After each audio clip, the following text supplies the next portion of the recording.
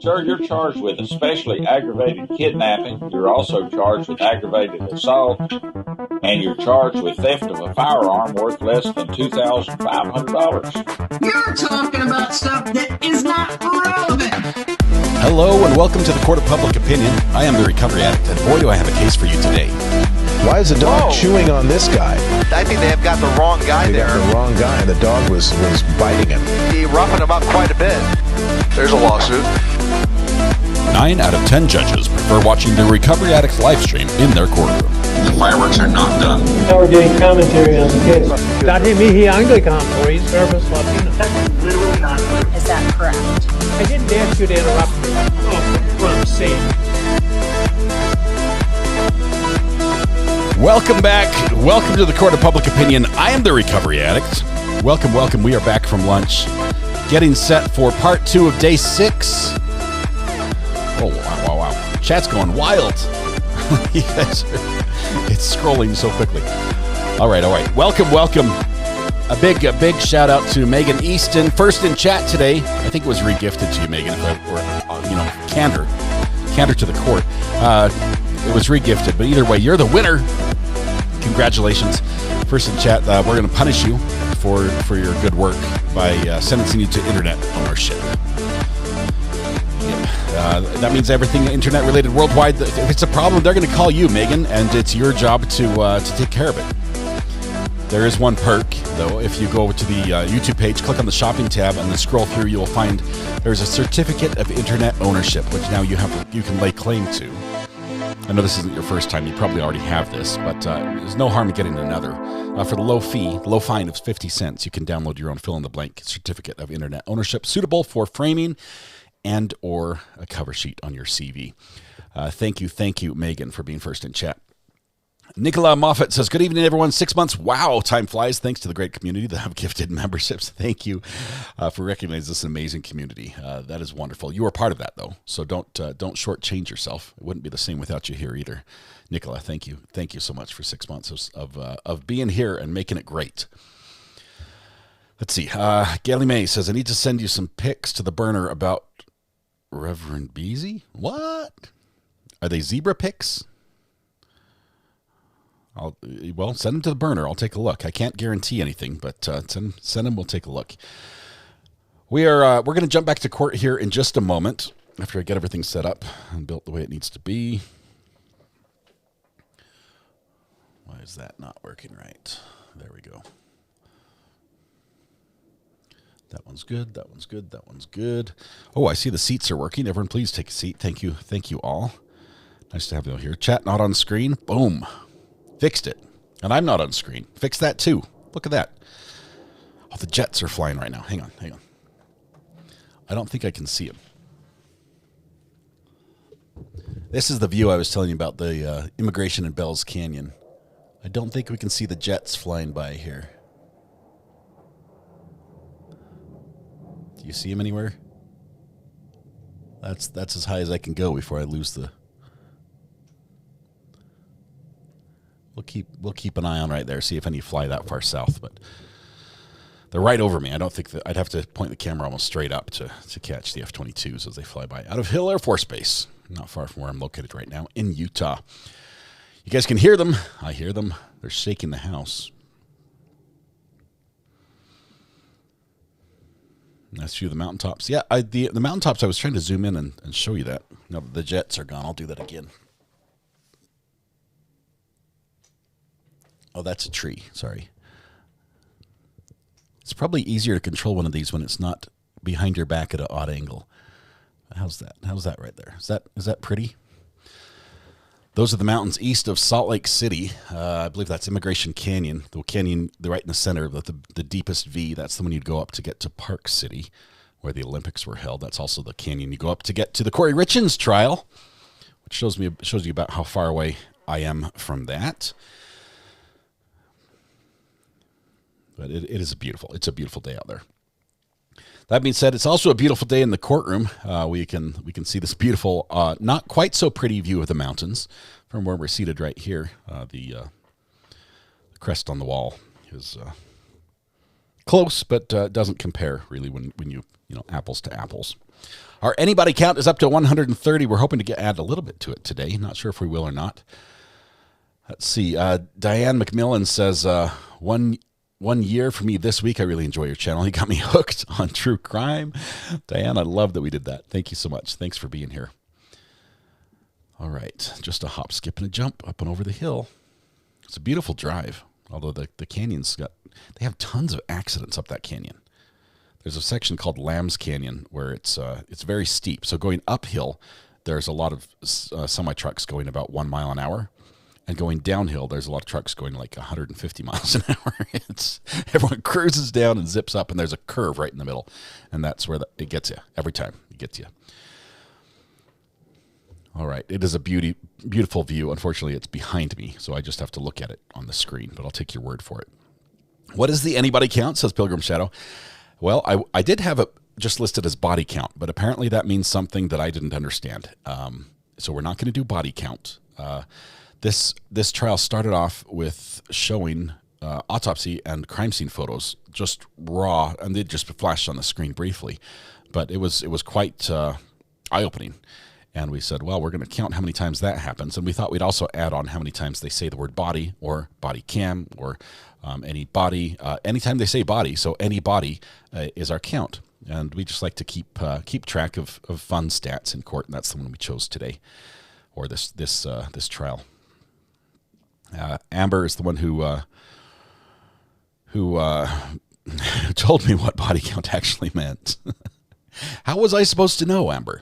How was I supposed to know? Counter suggestions for Sarah Boone's trial. The word unintentional. I think I'm tempted either to do that or to do a lawyery 101 counter. Like how many times she's told, I can't give you help. I can't tell you that. That would be me giving you legal advice. Something like that. I'm not sure which one we're going to go with.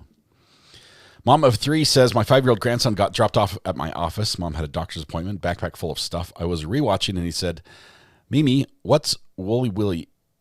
He's in my bag and pulled it out. Wow. All right. That's what it is. Sarah Boone should be, I don't know.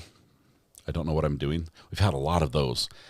Unfortunately, she doesn't for her. Maybe she should have been a little nicer to her lawyers, and they wouldn't have quit on her. She thinks it's not her fault, though. Unintentional. All right. I guess the juvenile in the Judge King's case is suing for $75,000. Judge King is off the bench, I think still. Judge Kenneth King is who we're talking about here. He's a court. He's a judge. Excuse me. I believe it's in Chicago. Is it in Chicago where he's out of? He had a field trip. A group of students, teenagers, come to his class to observe court, and during their field trip, one of the students fell asleep in his court, and he had her handcuffed, clothed in jail attire, everything. Tried to scare the daylights out of her.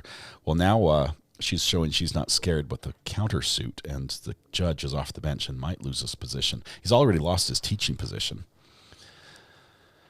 So, let's see. Thank you, Amber, for watching my back.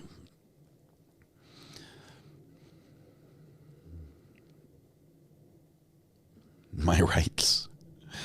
My rights, yep. I think the judge was out of line. I agree. I don't think it's right for, I think that members of the public can be kicked out, but she was not causing a disturbance. She was not like being, he ordered her not to fall asleep. Well, she's sleepy. Okay. It's like ordering the sun not to shine. Teenagers sleepy. They're going to sleep. Sweet and Salty, welcome. Good to have you here.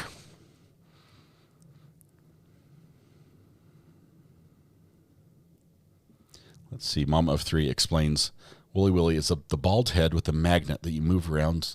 You move the hair around on his head and face. Google him, you'll understand. I think it's iron filing shavings encapsulated in a little space, so you can use a magnet to move the hair around and make it stand up. And it's pretty cool stuff. Pretty cool stuff. It's a science project is what it is.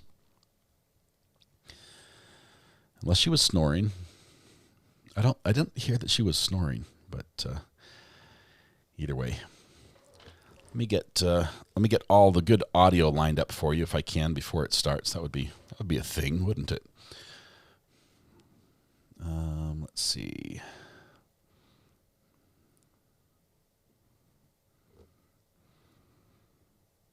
Where's 6?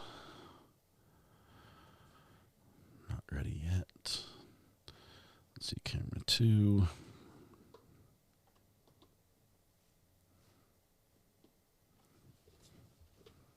Also not ready. Let me fix camera 8.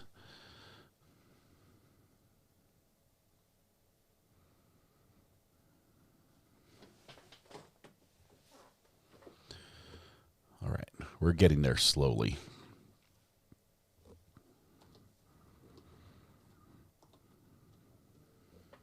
8 has the best picture. So you compare 2 to 8, it just doesn't add up. This is 2.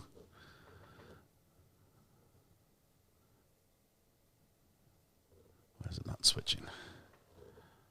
Come on, go live. There we go.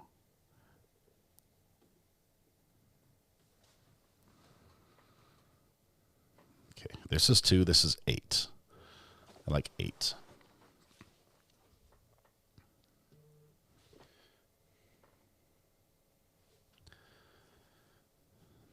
Okay, give me one more minute. We're almost ready. Court's supposed to be back in about 3 minutes, so we are a tiny bit early, but I'm just predicting. I'm going to call it right now. The court's going to be a tiny bit late, as they have been all along. Let's see. Mistrial says, I was sitting, waiting for my case to be heard many years ago. My 5-year-old son was sitting on the floor playing. He farted real loud, turned to me and said real loud, Mom! I died. That's terrible. Oh, what can you do when the kid blames you and outs you? Time to look at the thumbnail. I can do that. Let's see. Is it this way? No, it's that way. There we go.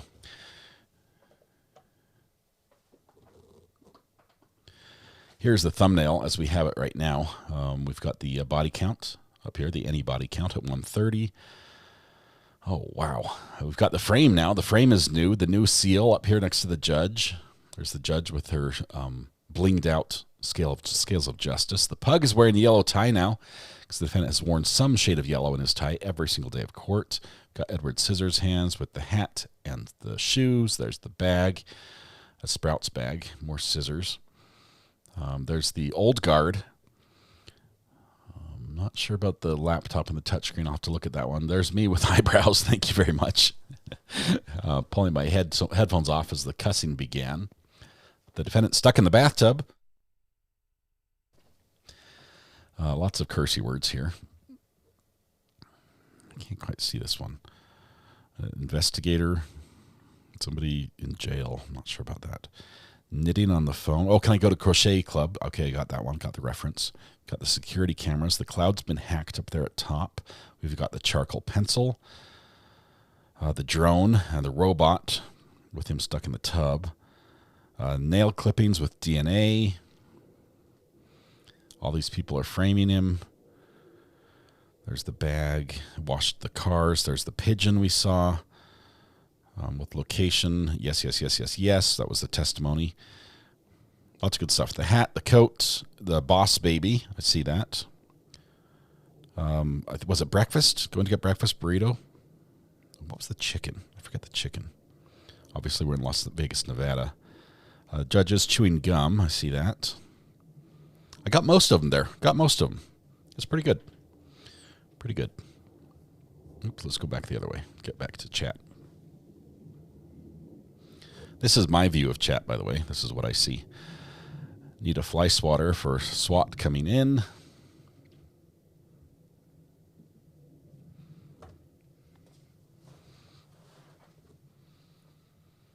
Okay. I've got audio, but nothing's happening in the court quite yet.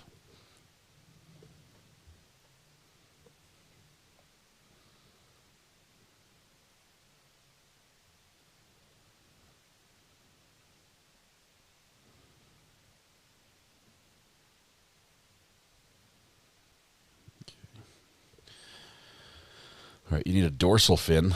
I about fell out when the DA tried to teach a new word to the witness. Dorsal. It means back. I think that's what he said, right? Or top. Crochet uses one hook, not two. I've got two. So that would be knitting. Debbie, I stand corrected. Crochet is a single hook with a hook on the end. Knitting is two pointy things like chopsticks, but usually metal. WD-40 might be a good idea. Yes, both on this chair. I think I have WD-40 in my car. I keep a little bit in there. Had a good lunch. Yes, I used the air fryer, which for those of you who have followed the station for a while, the channel, no, I don't know why I say station. Old habits died hard. I don't have an air fryer at home. I've never used one before until I had this Airbnb, and they have a nice Ninja air fryer, and I'm loving it. They're just, man, it's easy. It tastes good, and it's crispy, and it's all the goodness wrapped up into one thing with all these buttons. But I had a good lunch. Thank you. Couldn't put a piece of toast on the thumbnail. I think RT is going to be toast when the jury gets it. Robert Tello. Sorry, I couldn't remember his initials. I'm like, RT. Jets are flying again. Your reaction to the cursey words on that call was easily the top 3 RA reactions. There were 22 cursey words in like a 13-second voicemail or something. It was impressive. Check the burner, says Boy Mama. I sent a better photo that gives better perspective of the park and where the splash pad and the park was, what the witness was talking about. Okay, let me look at that. Just came in right now.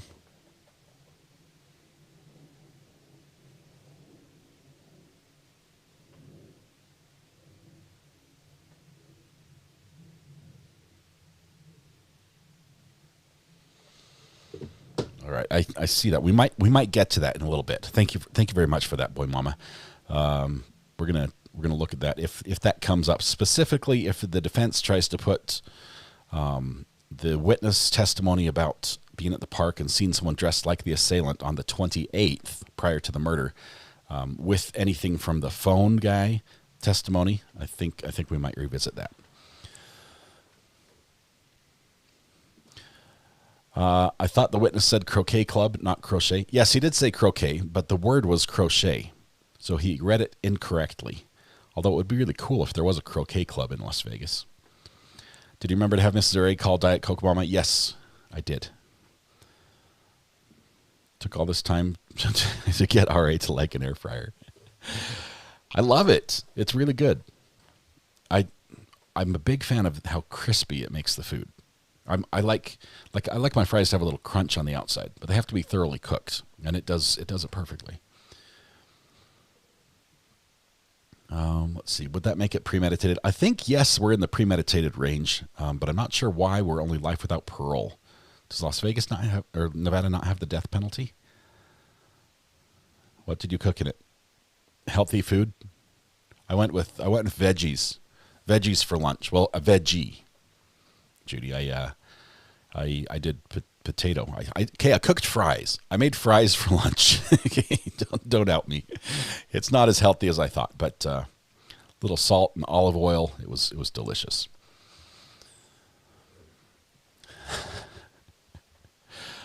Let's see. The Pilgrim Shadow, welcome to the gallery. Pilgrim Shadow, thank you. Thank you for joining us. We probably should have warned you previously, but this is a one-way door. Now that you're here, you can never leave.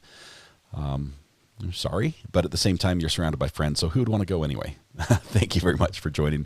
As a member, welcome to the gallery. So make sure you take a seat by typing ! seat. It's one of the perks of being a member.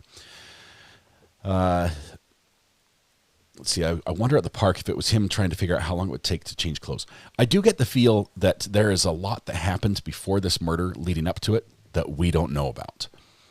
And that park might be the tip of the iceberg. There might have been trial runs. There might have been, a dry run, like a dress rehearsal, but for murder. Potatoes or veggies. Italians put them on pizza as a topping. Oh, salmon and chicken breast in the air fryer. So fast. Can't see chat on screen. That's my fault. Sorry. You have a second to turn sound up and demonstrate a couple of commands. Which commands? I I don't have the sound machine that normally when I'm at home, when I'm not on vacation like I am right now. I normally have one more computer with me, and it runs chat and it runs the sound. So if you were to enter a command that starts with an exclamation point, and there's a list of them, and there's some secret ones as well. But a lot of those commands trigger a sound effect. So during times when we're not listening to testimony, we might trigger a sound effect like that. The guy one would trigger this one. Because he's the guy! I can't do them all, but I can't keep up because I have to scroll through pages of sound effects to get there. Like squirrel. Squirrel! Are we going to address subject matter jurisdiction? Yeah, some of these sound effects. I'm not a camel. I'm not a cat. Those ones. In front of the Walmart. I was kicked back, taking it easy. Yeah, there's a few sounds for you. I don't think I have whooping on here. Do I have whooping? This police unit is trying to box him in, but instead he just crashes into the tree. That was a good one. I like that one. I don't know where whooping is. I am excited to get back home and have the sound effects again, but that'll be a couple more weeks before that happens. I swore you had whooping. I have it somewhere. I've got whooping on a machine somewhere. We demand whooping. Hey, we've got a call. Hang on. Hello? Hello?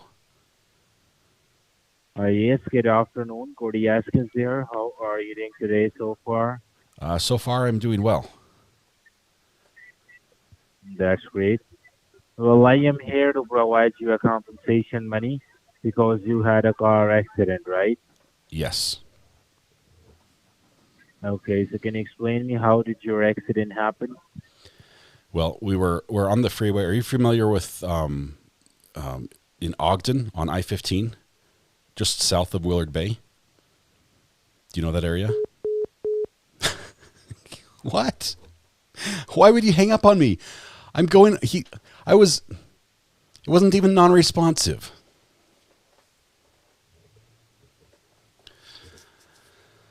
Oh man!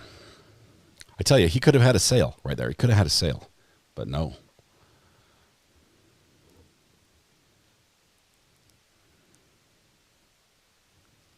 Maybe next time I should say I got hit by a big rig. Is that the one that the lawyers like? There was a semi-truck driver on his cell phone that crashed into the back of my car. Wasn't paying attention. That's the one the lawyers get all money signs in their eyes, and they're like, "How can we help?" Nothing gets big rigs, by the way. Love truck drivers. They keep this country running. If they were to stop for 2 days, the rest of us we'd all die. The stores would be empty. Hit by a UPS driver. Too descriptive, not enough hesitancy.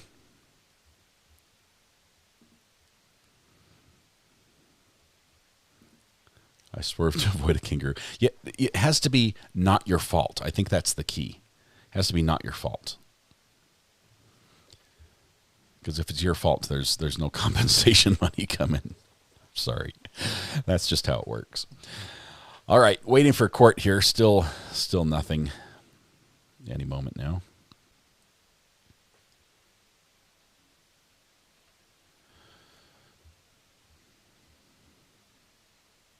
Who is Kit Boga? Who's Kit Boga? Try the guy came out of nowhere. That might work.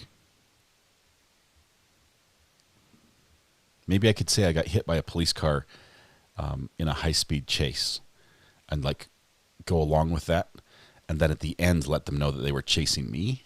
Would that work? Do you think that would scam call exposure? Like Scammer Payback? I love Pierogi. He's a great guy. Scammer Payback's a lot of fun.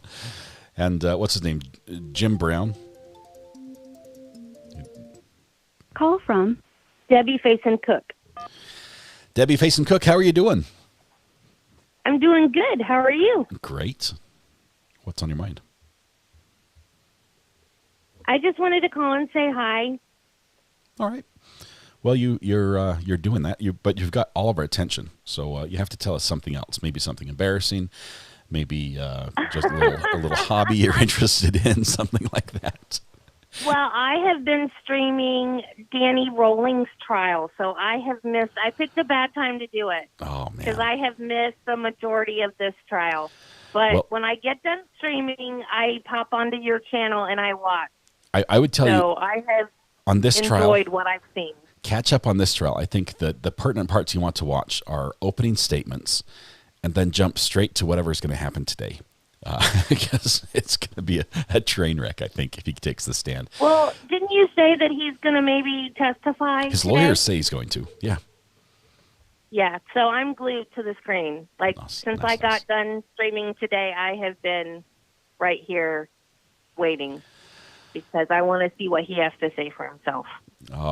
What he has to say for himself, I think, is going to talk himself right into a jail cell.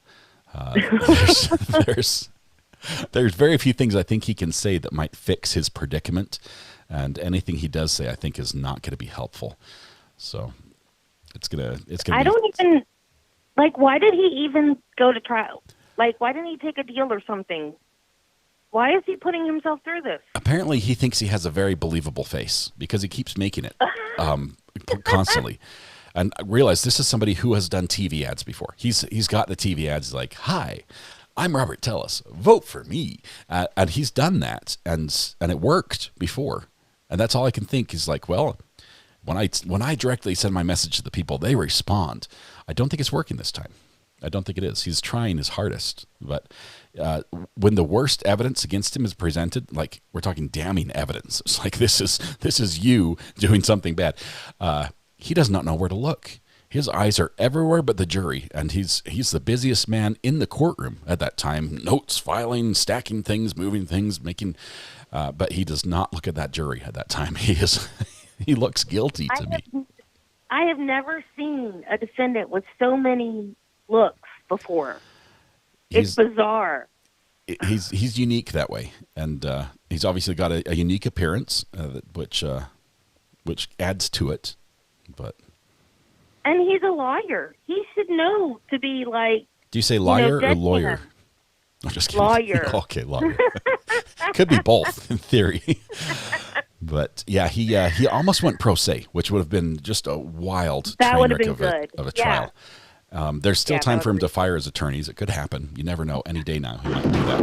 Oh, court starting. Debbie, I've got to let you go.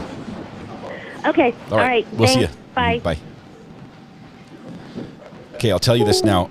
Always when we start trial, the sound is going to be bad and the sync is going to be off. I fix all that on my end. It takes a few minutes for it to work. I have to wait until all the feeds have something that I can use as a reference point, because none of them use time code that I could just match up.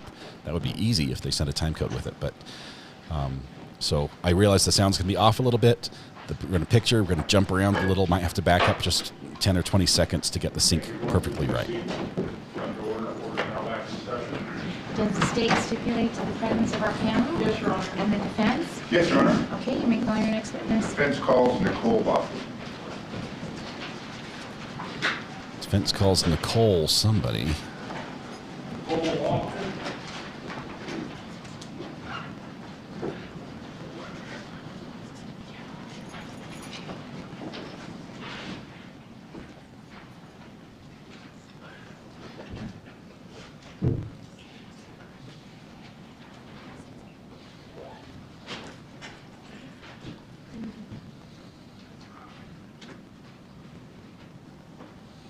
See if this works. Yes, Your Honor. And the defense? Yes, Your Honor. Okay, you may call your next witness. Defense calls Nicole Lofton.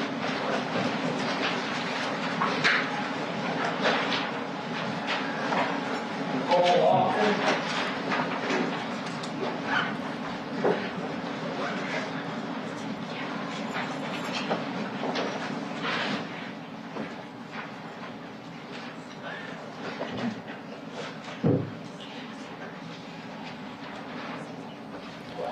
Struggling with audio.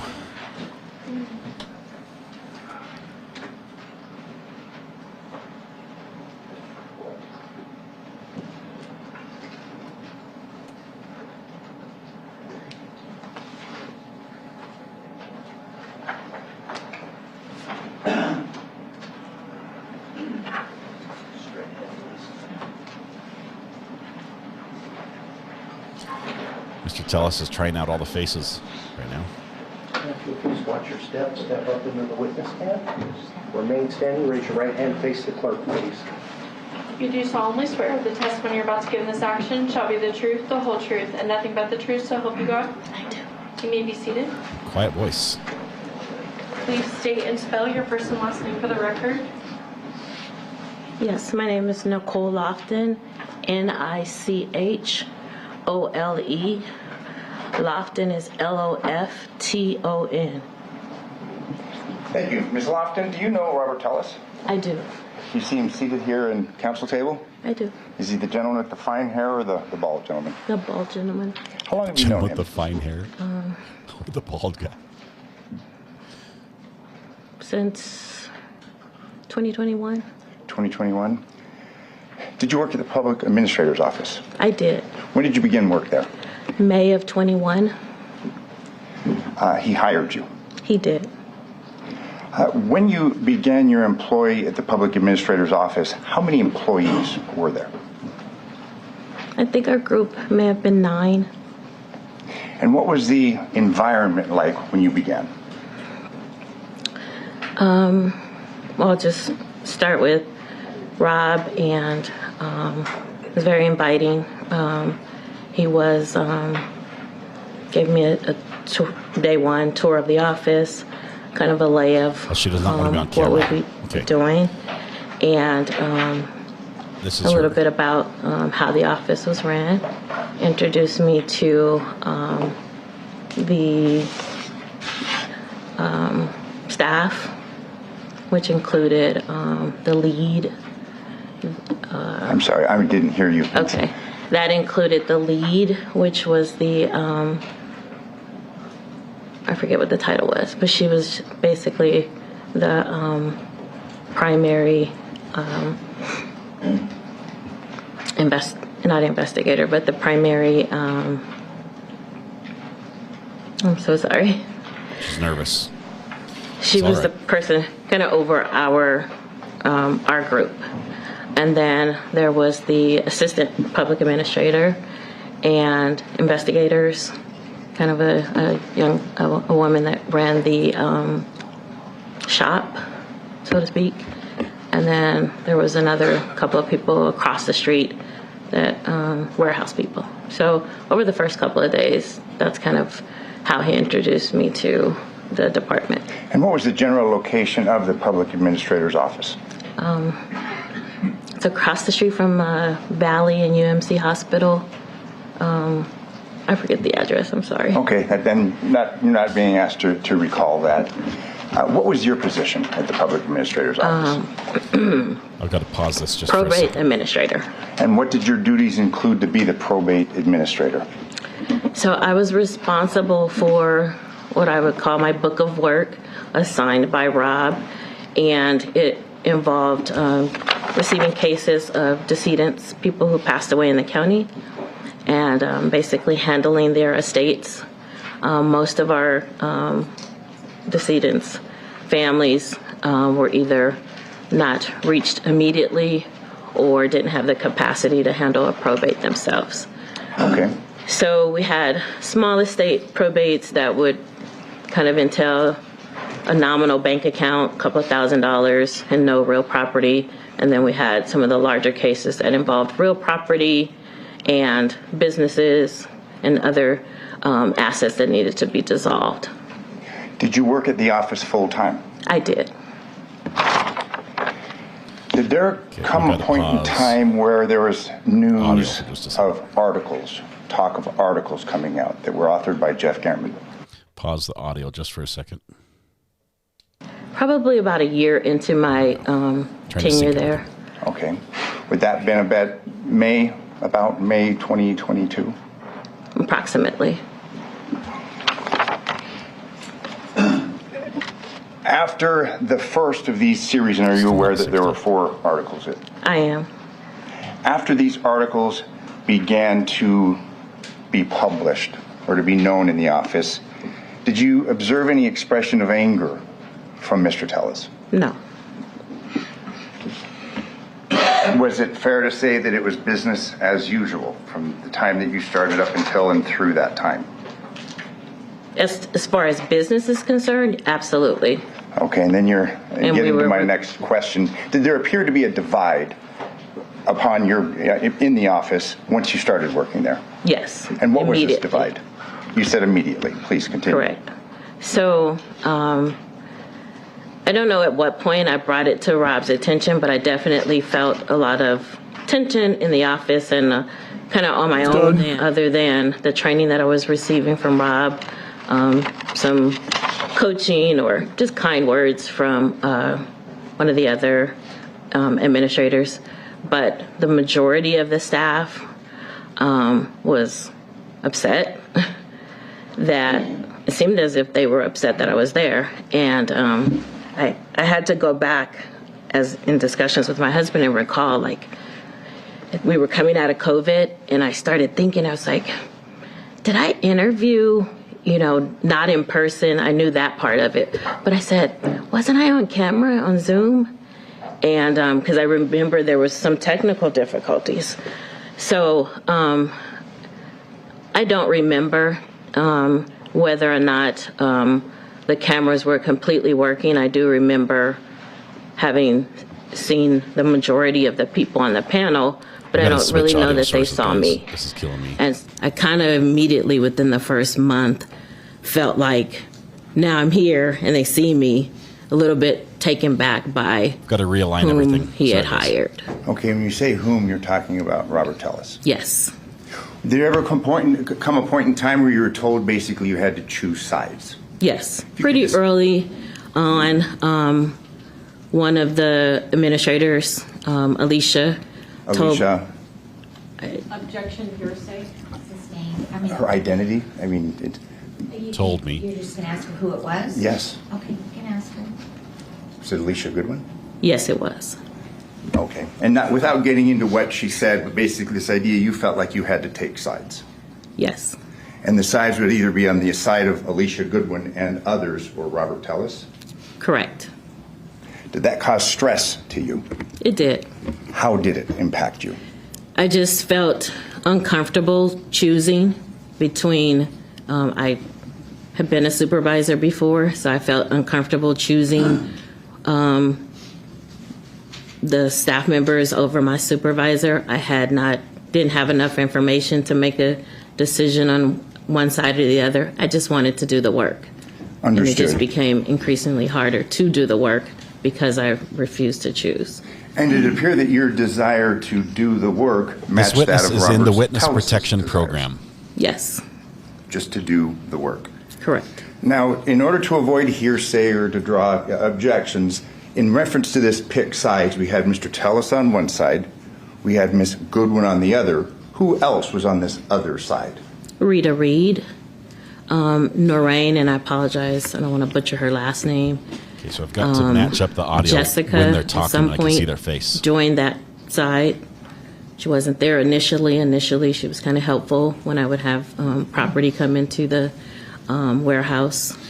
One person who was day one was, I think her name was Janie, sorry. And she was the office admin, but she was day one nasty. Day one nasty. And was it after your understanding that there was a desire that you should pick sides, did these articles then that were authored by Jeff Gehrman follow this? Months later. Months later. And you would testify that after these articles came out, you didn't see Mr. Tellis angry? I did not. You didn't see him throwing things, slamming things as a result of these articles, or anything else for that matter? I did not. Did he ever act hostile towards yourself or any other people? No.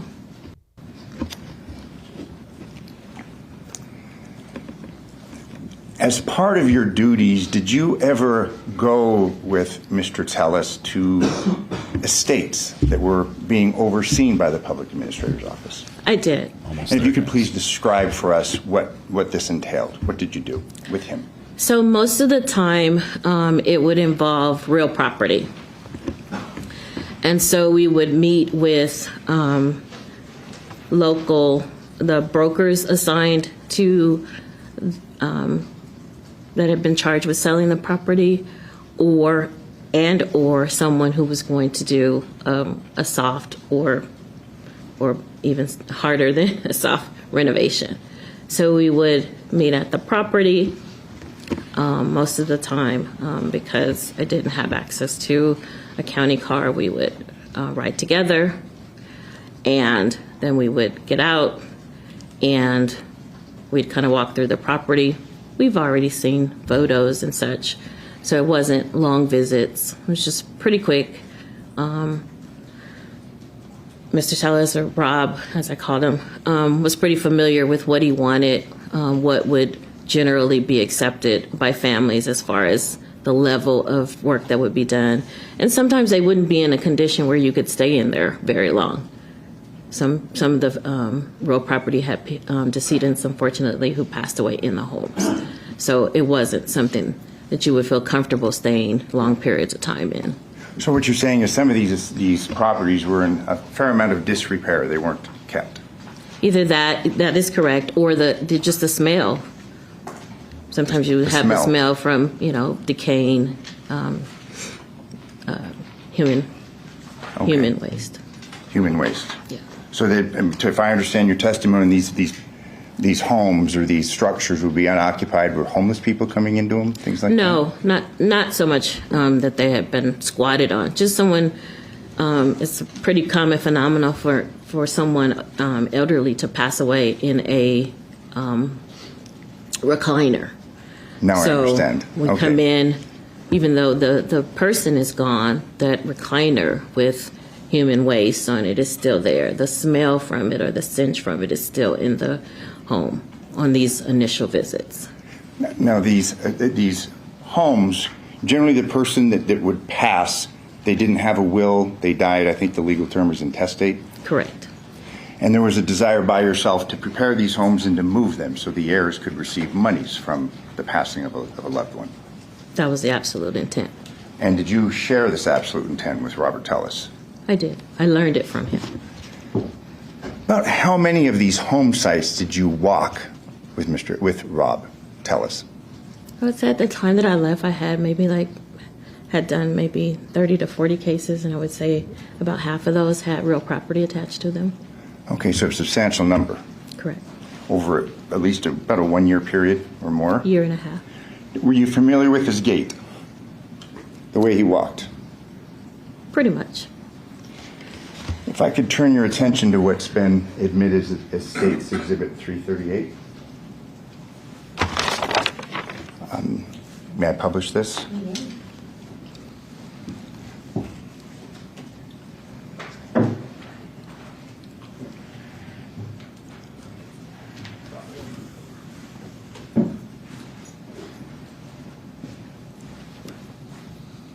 Get to watch him walk again. I didn't break it. You break it, you buy it. Your Honor, may I have the water?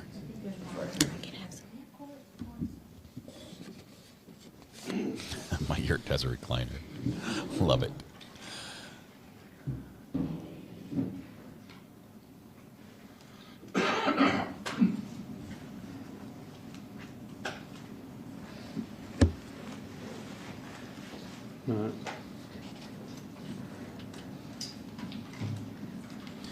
I can't match up the audio perfectly until I can have someone talking on the screen, and it takes just a minute or two to do that. So it might be off a little bit, but we've got good sound right now when we're close.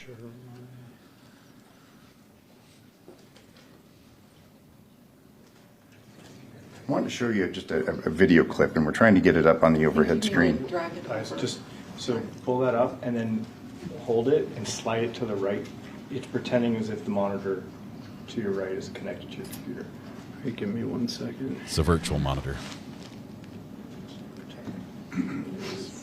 So then how... So kind of on the... You're welcome to... Yeah, I've never... The court has instructed we are allowed to use her name, but we can't show her face. Nicole Lofton, former employee of the Public Administrator Office, hired by Robert Tellis and trained by him as well. And we were told that she is under some sort of witness protection program. You're welcome. Hold on. I just here.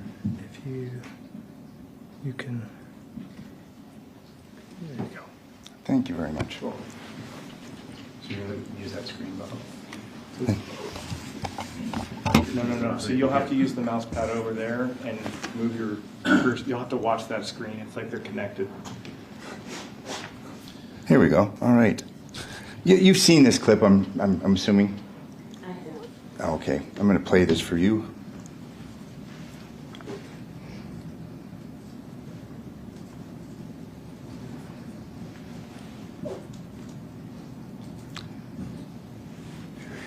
You testified that you're familiar with Rob Tellis's gait, the way he walks.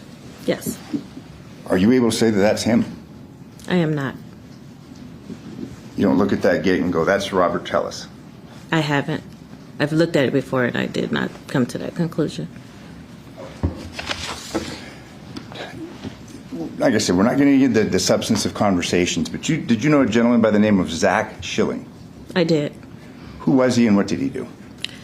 He was a real estate agent. I'm not sure if he's an actual broker, but a real estate agent on a few of my cases. Okay. Was there, fair to say, a falling out between him and Mr. Tellis?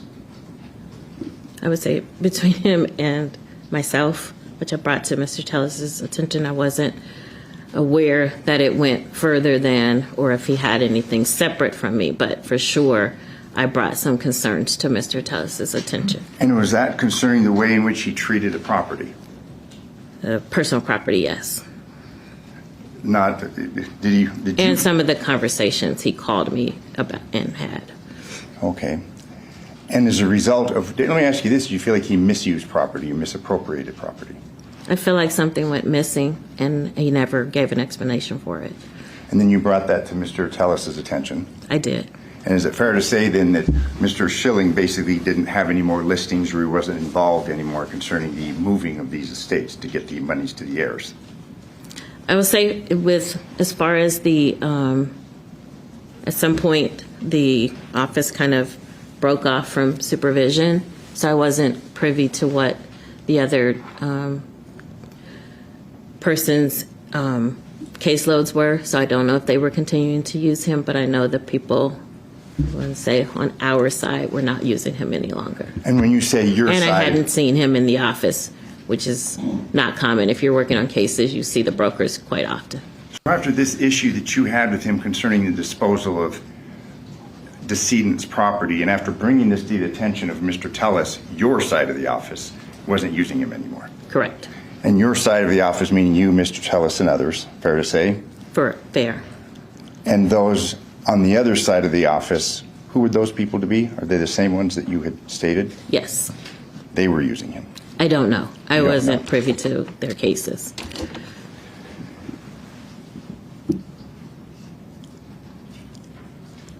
Following these articles that were authored by Mr. Gehrman, did you ever witness any retaliation on the part of Mr. Tellis to anyone in the office? No.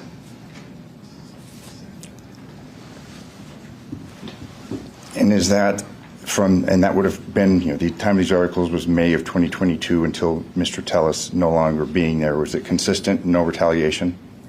Yeah, and in fact, it was quite the opposite. I was asking for things, and I'm sorry, I'm a tear up. Understood. I was asking for things, and because of these articles and the treatment or what he expected to get as a result of these articles, how he was expected to be treated, he kept asking me to just wait. And having been new to the county, I wasn't familiar with the process. I was asking people, and I wasn't getting a lot of answers as to how to handle the bullying. So it was quite the opposite. It wasn't that he was doing something to them, it was that it was being done to me, and he was saying, just wait. We're going to get to a point where we can address these issues, and we never got to that point. Who was bullying you? Or we did. Objection, relevance. Effect on the listener. All right. Mr. Tellis ultimately lost in the primaries. Yes. That would have been in June of 2022? Correct.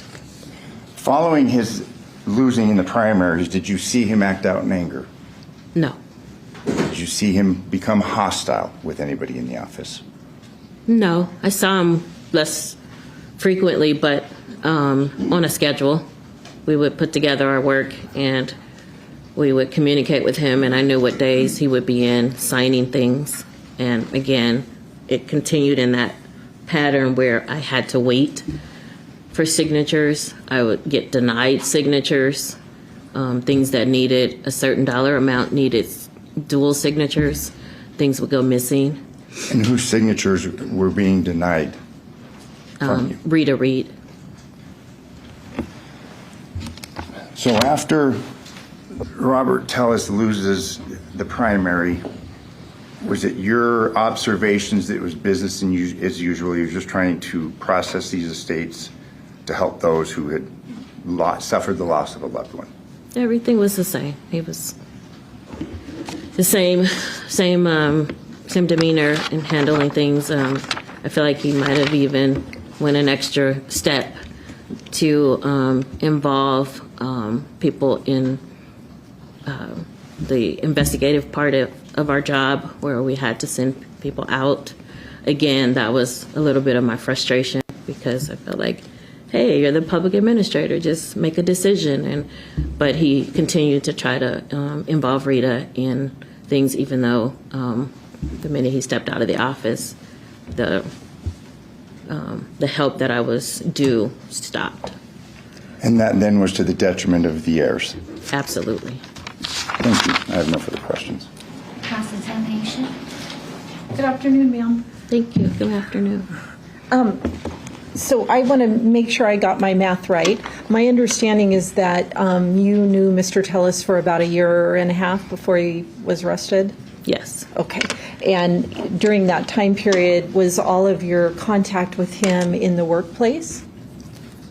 With the exception of maybe like one or two, maybe one thing outside of the office, and it was just a Easter egg roll that I brought my children to. And so when you were in the workplace, was it a situation where you worked with him every day, or some days more than others? Can you give me some sense? Every day. Okay. We had cases to review. I had questions. I was still actively in training. Okay. And actively having to ask questions. And he had checklists for every phase of our work. Sure. And so when I got to finish one set of checklists, I would have to have that part of my cases reviewed. So every single day. And you were a probate administrator? Yes. Okay. Did you ever work with Roberta Lee Kennett? I did. Okay. Did you guys have the same job, or did you yes, we did. Kind of a complementary? I started off as a 1, and then I moved up to a 2 after probation. Okay. And we've heard some description from her that you maybe would be responsible for one house, and then maybe she, because she had the same job, would be responsible for a different house? Well, it wasn't by house, it was just by the decedent. Okay, yes. Yeah, that's a better way to put it. But how many of probate administrators were there?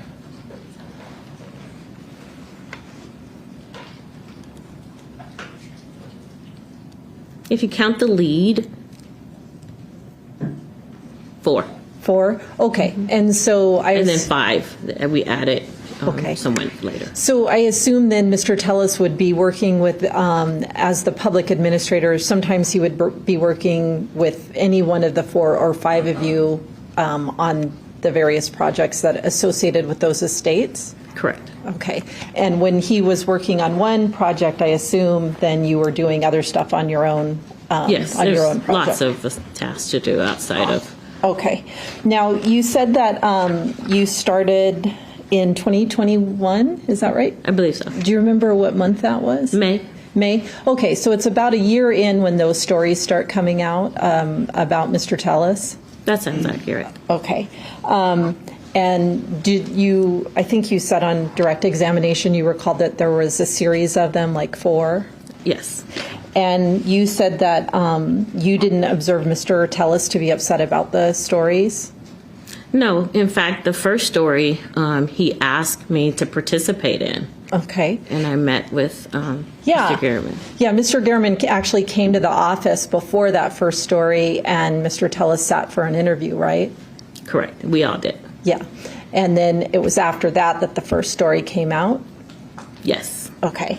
And then that very first story alleged an inappropriate relationship. It alleged bullying and kind of mismanagement in the office. Do you recall that? I just recall the things that were related to me. I'm not sure if Article 1, 2, 3, or 4 alleged any relationship things. I just remember the part relating to me. I mean, do you remember like that generally the allegations were kind of unflattering to Mr. Tellis? The first article, no. I think I don't recall it being unflattering to him. Do you remember if one of the articles had sort of a video attached to it in an electronic version? I remember I don't remember if it was attached to which article, but yes, I do remember that video. Thank you. And it's your testimony that he never expressed any anger or upset or disappointment about that article? With me, no. And I guess, that kind of gets to my question. That's kind of your relationship with him, right? He didn't express that to you. You wouldn't be aware of what he might have expressed to the reporter directly, for instance, right? No. And you wouldn't be aware of what he maybe put on social media about that reporter, correct? No. So like if he was posting negative things about that reporter after he wrote the stories on Twitter, maybe you didn't observe that. No, I wasn't following him on social media. Okay. So it could be that he was posting things that demonstrated upset with the articles, and it's just you're not on Twitter, so maybe you wouldn't have seen it. I'm on Twitter, just not following Mr. Tellis. Okay, fair enough. Now, it sounds like there was Don't follow your boss. was a pretty stressful environment in the public administrator's office around that time period. Is that fair with these prior to the articles? Okay, prior to and then including the time of the articles, right? Yes. And then there was a point in time when the county made the decision to actually bring in a different manager to kind of help with managing the public administrator's office, right? That wasn't the way that Jeff Wells related to us. At some point, Mike Murphy comes into the office, right? Yes. And that was in part based on the factionalization in the office? The way it was presented to us was that he was going to help us kind of organize the office and kind of get back to work. As opposed to doing what? Like when you say get back to work? As opposed to focusing on those of us that were being bullied, those of us that were crying at the copier because someone was saying things to us. So he's kind of brought in Mike Murphy to kind of calm things down, get rid of the drama, and get back to work. Yes. Okay. And that was done while Mr. Tellis was actually in charge of the public administrator's office, right? Yeah, so very early on, that was it, and then they didn't like that, and then they split the office up even further. Now, are you familiar with all the vehicles that Mr. Tellis owned? The vehicle he owned was a brown BMW. Did you ever know him to drive a maroon Yukon? That's the only vehicle I'm familiar with, is the brown BMW. Is the BMW, so you never saw the Tesla either? No. Okay. And so the BMW would be the one he primarily, it sounds like, drove to work? Correct. Okay. When you, Mr. Droskovich showed you this video, that was a Metro release, and you said that you're pretty much familiar with it, and then you don't recognize this gate as being unique to Mr. Tellis. Is that fair? That's fair. Okay. I assume you don't have any personal knowledge as to who is actually in this video. I do not. Okay. And you don't know any of the, from personal knowledge, you don't have any personal knowledge of who was walking down Mr. Gehrman's street on September the 2nd, correct? I do not. Okay.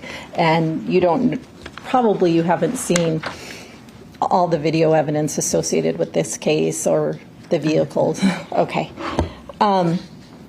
Mr. Draskovich asked you about Mr. Tellis's dealings with Zach Skilling. Do you recall that on direct? Yes. Okay. And you said that there was a point in time when there was a conflict with him, and then he wasn't used thereafter. Is that right? That's correct. When was that conflict? The dates? Well, I mean, can you just give me a rough time? Like, was it, About halfway into my tenure. Okay. I only had maybe 1 or 2 cases with him. Okay. And the reason why I specifically remember this one is because of the decedent was a Jet Beauty. It's a African American magazine. I grew up watching that, looking at that magazine. And so I was kind of in awe when I went to walk her home prior to putting it on the market and seeing all of the African American artifacts and various memorabilia. So was this, when you say it's about halfway through your tenure or your time there? So maybe fall. Okay, yeah, that's what I think, like fall, November, fall, December of somewhere around there. 21. That's a guess. Okay. Now, it's your testimony that there were no other dealings with Mr. Tellis and Mr. Skilling after that? I don't think that was my testimony. Oh, okay. So explain that to me. I said that I did not believe that our side of the office was using him after I had this concern about the missing personal property. Okay. Could there have been other, could he have been used on other cases and you just maybe weren't aware of them because they weren't the ones that you were personally, it doesn't sound like it, it sounds like you had a unique caseload that was just yours. Right. So he could have done a whole bunch of other houses or other decedents, as you say, but you didn't work with him after that. I think the one thing that needs to be kind of clarified is that he did have a partner. I'm sorry, just 1 second. Okay. You just have to answer the question. Ask it again, please. I'm sorry. So it sounds like you had your own caseload, correct? I did. Okay. It could be that he was working with other estate coordinators and you might not have been aware of it. Is that? Highly unlikely. Okay, so you believe he didn't do any, didn't work on any projects into 2022? What I believe is that he was not getting new books of work. Okay. When Mr. Tellis left the primary, you said that he started limiting his time in the office? That's correct. And it was Rita Reed who won the primary, correct? Yes. And then once she won the primary, did she institute any changes in the office while, Mr. Tellis was sort of a lame duck public administrator? No. It was all still his... Because she won the primary, she hadn't won the election. Right. So she kind of followed his rules until, I guess, she became the public administrator? I wouldn't say so, because I don't think he had a rule that it was okay to continue bullying staff members. So I don't think she... Well, I guess what my question is... talking about with respect to the work, was she still following his rules? Yeah, sure. She was still running the investigative team. Okay. The investigators. And then sometime after that, she actually becomes the public administrator, right? I was gone by the time she became the... Okay. Thank you, ma'am. You're welcome. Briefly, in reference to Mr. Murphy, Mr. Murphy came in while Mr. Tellis was still in charge. Correct. Did Mr. Tellis welcome him? He did. He, in fact,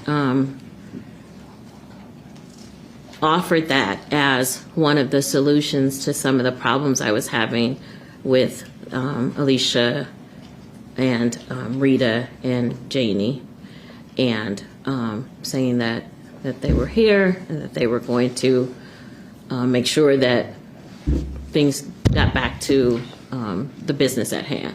So the office would then run efficiently? Correct. Thank you. I have no further questions. Any cross? No, Your Honor. Thank you. Thank you very much for your testimony here today. You step down. So we've been told that witness is under protection. Thank you for being here. I don't know if it was just Mr. Draskovich, do we... the terminology that was used to show that she was not going to be shown on camera. All right. Now we can finally sync stuff up, because now we're going to have people on screen talking. This is our judge, Michelle Levitt, with the blinged out scales of justice behind her.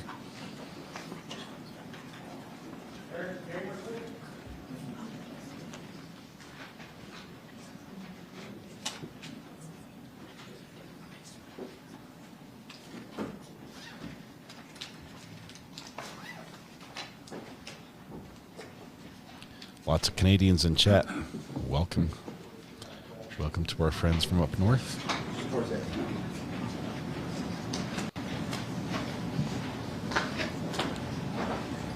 Please step up and use the stand. No, that's fine. Just remain standing. Raise your right hand. Face the clerk, please.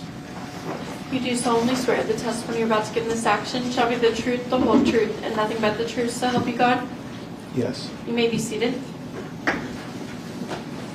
Please state and spell your first and last name for the record. My first name is Terrence, Terrrence.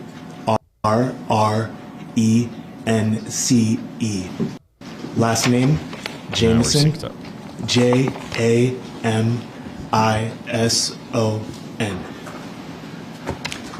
Thank you, Mr. Jameson. How are you employed?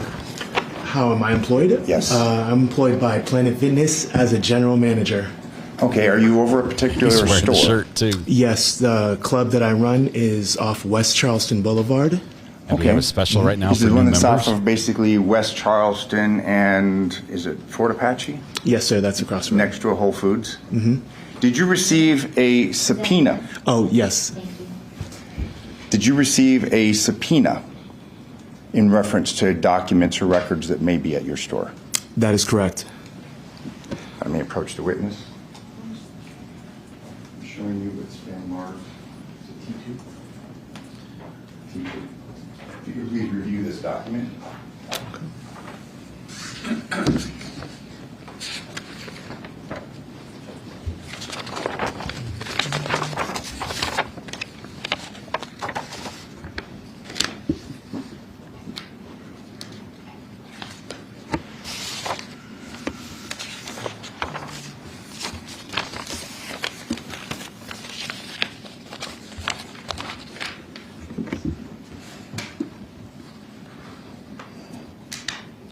If we get many more Canadians here, I'm going to have to sing "O Canada" in the morning instead of All done. "Happy Birthday." Okay, you recognize this document? Yes, I do. What is this document? This document is a report from DataTrack, our operating service for Planet Fitness, and this is the remote check-ins from September 1st, 2022 to September 3rd, 2022. Okay, when you say remote check-in, please explain to us what this is, what that means. So a remote check-in is anybody that is not based out of the specific location out of West Charleston signing in to the club. And so the reason why it's a remote check-in is because it is not the club that they originally signed up at. Okay. What is the, and I'm going to direct your attention to more specifics within this document, but just trying to make a clear record concerning what this document is. This is a remote check-in, and this basically is when people go in, I'm assuming they have a fob or some other, maybe a gym card. They go in to sign to go in to work out at the gym. Fair to say? That is correct. And this document captures their signing in. Yes, this document gets the time of what they checked in, their first and last name, their barcode, and membership type, along with if they're allowed to enter. Okay. When a person, and you agree with me that this is a business document? Yes. And this is a business document that's kept in the ordinary course of business? That is correct. Following the rules and procedures that govern the keeping of these documents for Planet Fitness? That is also correct. Now, you had said it was a remote check-in. Now, if a person, let's say, goes and signs in for a membership, let's say in the Decatur location or something with that, that would be the primary place where they filled out the paperwork. Is that correct? That is correct. But when you say a remote check-in, let's say a person buys a membership at Planet Fitness, let's say years before, but then lives near the Charleston site where you work. When they go in, they sign in, it shows as being a remote check-in, but it doesn't mean they're checking in remotely. It means that they're just going to a different location from where they originally opened up their membership. That could be Yeah, essentially, depending if, the person moved from a different location where they originally signed up. For example, if someone was from, Wyoming and they recently moved to Las Vegas and they didn't transfer their membership, it would still show up as a remote check-in. Understood. But in reviewing this document, which you've testified is kept in the ordinary course of business, this signifies that the names that are on this paper checked in at the club on between September 1st, 2022 and September 3rd, 2022. That is correct. I move for admission of Defense Exhibit T2. No objection. Okay, clearly we've got to check in. Do you have this document? Pertinent. If you could Yes, flip through it with me. Page 1, we have a list of names, and it shows the check-in times of those that checked in and basically worked out at your location. Fair to say? That is correct. Page 2, same question. That is also correct. Page 3. That is also correct. And page 4. That is also correct. If you look at the bottom, and no need to say that person's name, it's not part of this case, but that person, it appears, was denied entry. You have to say yes. Yes, that's correct. So would we presume, and based upon your knowledge, this person tried to get in and work out, but they were not able to do so? Yes. And there's a couple others, same question, that were denied. And that is also correct for them. You could flip to page 9.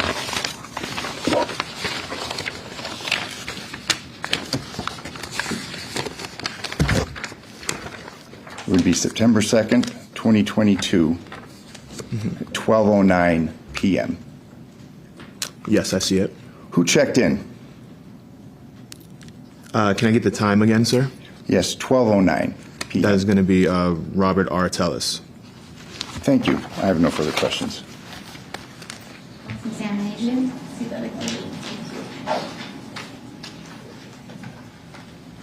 Do you have video of this check-in? Did he just go shower, change, and leave? Mr. Jameson, maybe you can help me out. What page did you just look on? I was on page 9 of 30. Thank you.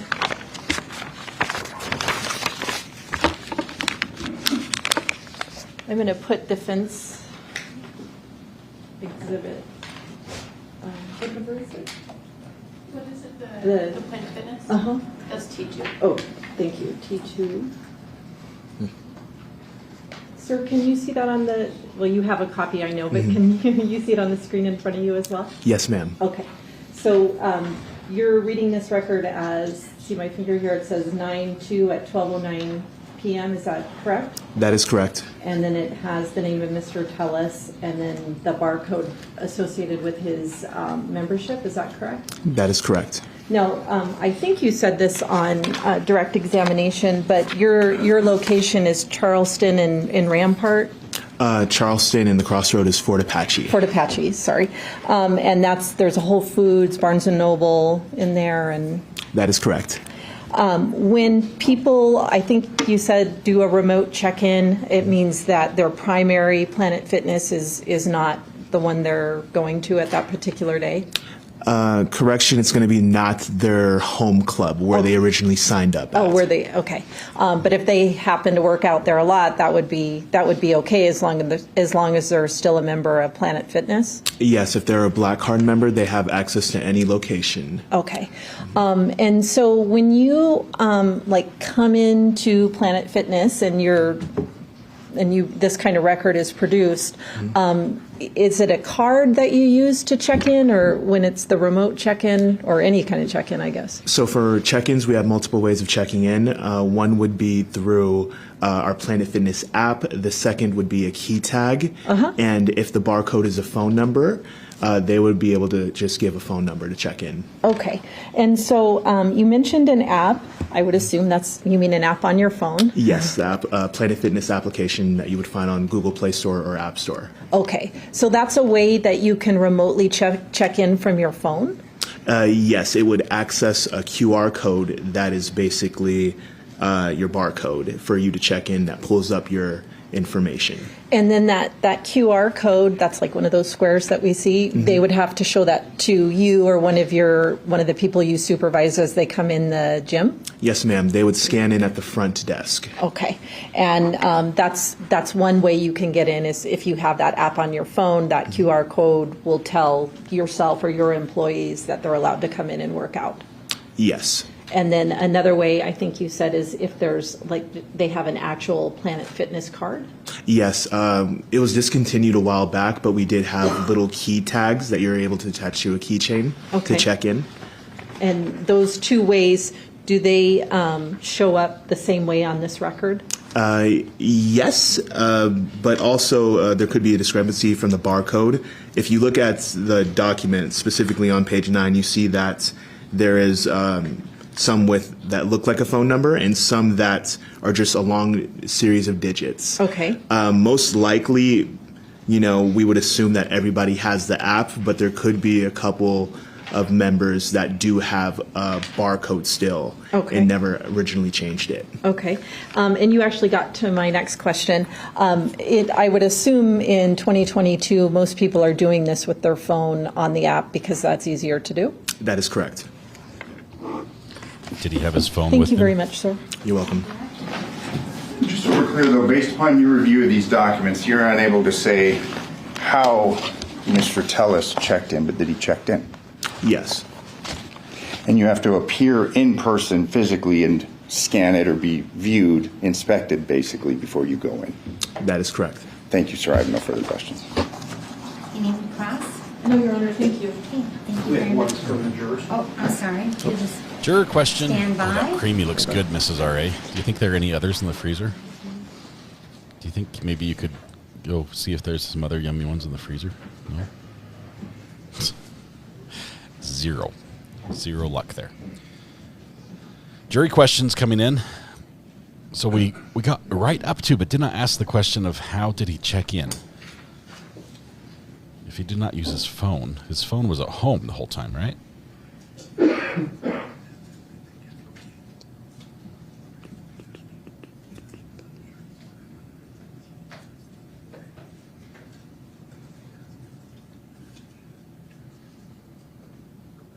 Donald, we're not sure what day Mr. Tellis is going to take the stand. It could be today, could be tomorrow. We know it's going to be this week because that's when the case is going to be over.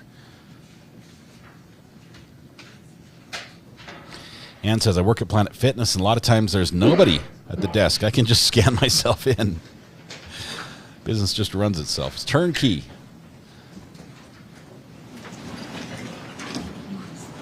Oh, I work out, not work there.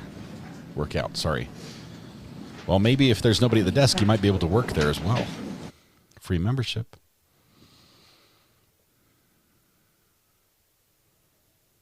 I'm thinking possibly that he went there to clean up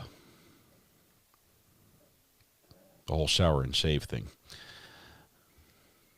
Okay, the question from a juror. It's been marked as court's exhibit number 19. Does your location have cameras that cover the check-in area? And if so, has that footage been requested by authorities? We do have cameras at the front desk where you're able to see. To my knowledge, I know that we have, so much space that where we can go back in time to review footage. And since we're talking 2022, we do not have that footage. Okay, thank you. Is there any follow-up, Mr. Draskevich? Are you aware of a request that was made by the defense in this case to get that footage? Yes. And it was not available? Yes. Thank you. No further questions. Ms. Workley? Sir, when was that request made? I do not remember the day. Okay, thank you.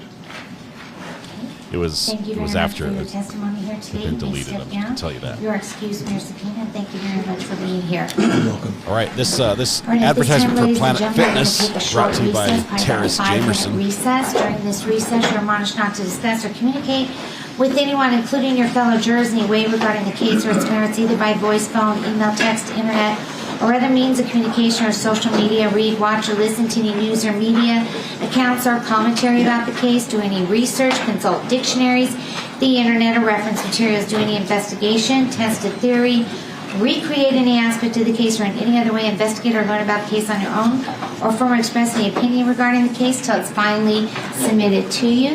Thank you very much, and we're in recess. Thank you. All rise for recognition. As they head out for a brief break, it's probably going to be about a 15-minute break, give or take 10 minutes, depends on what the judge says. The Planet Fitness testimony, was it not a sponsor, as Amber points out? Thank you very much, Amber. I don't think it changed anything for me.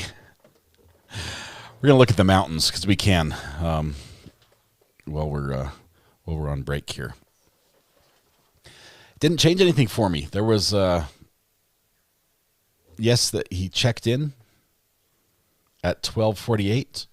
That was well after the time that that we expected. The assault took place, the murder. What does that tell us? Nothing. I think nothing other than that, he might have used the shower there. What is a creamy? Janet Ray. Creamies are delicious. And if I have a child, maybe little RA, that wants... Hang on. He's getting some instructions from Mrs. RA. I might have a creamy to eat on camera during the break. Let's see. Was 12:09? 12:09 was the check-in?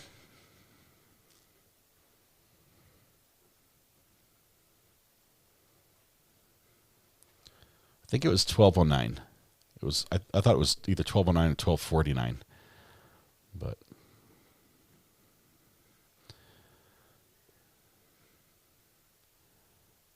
what is a creamy? A creamy is a dairy popsicle. That's it.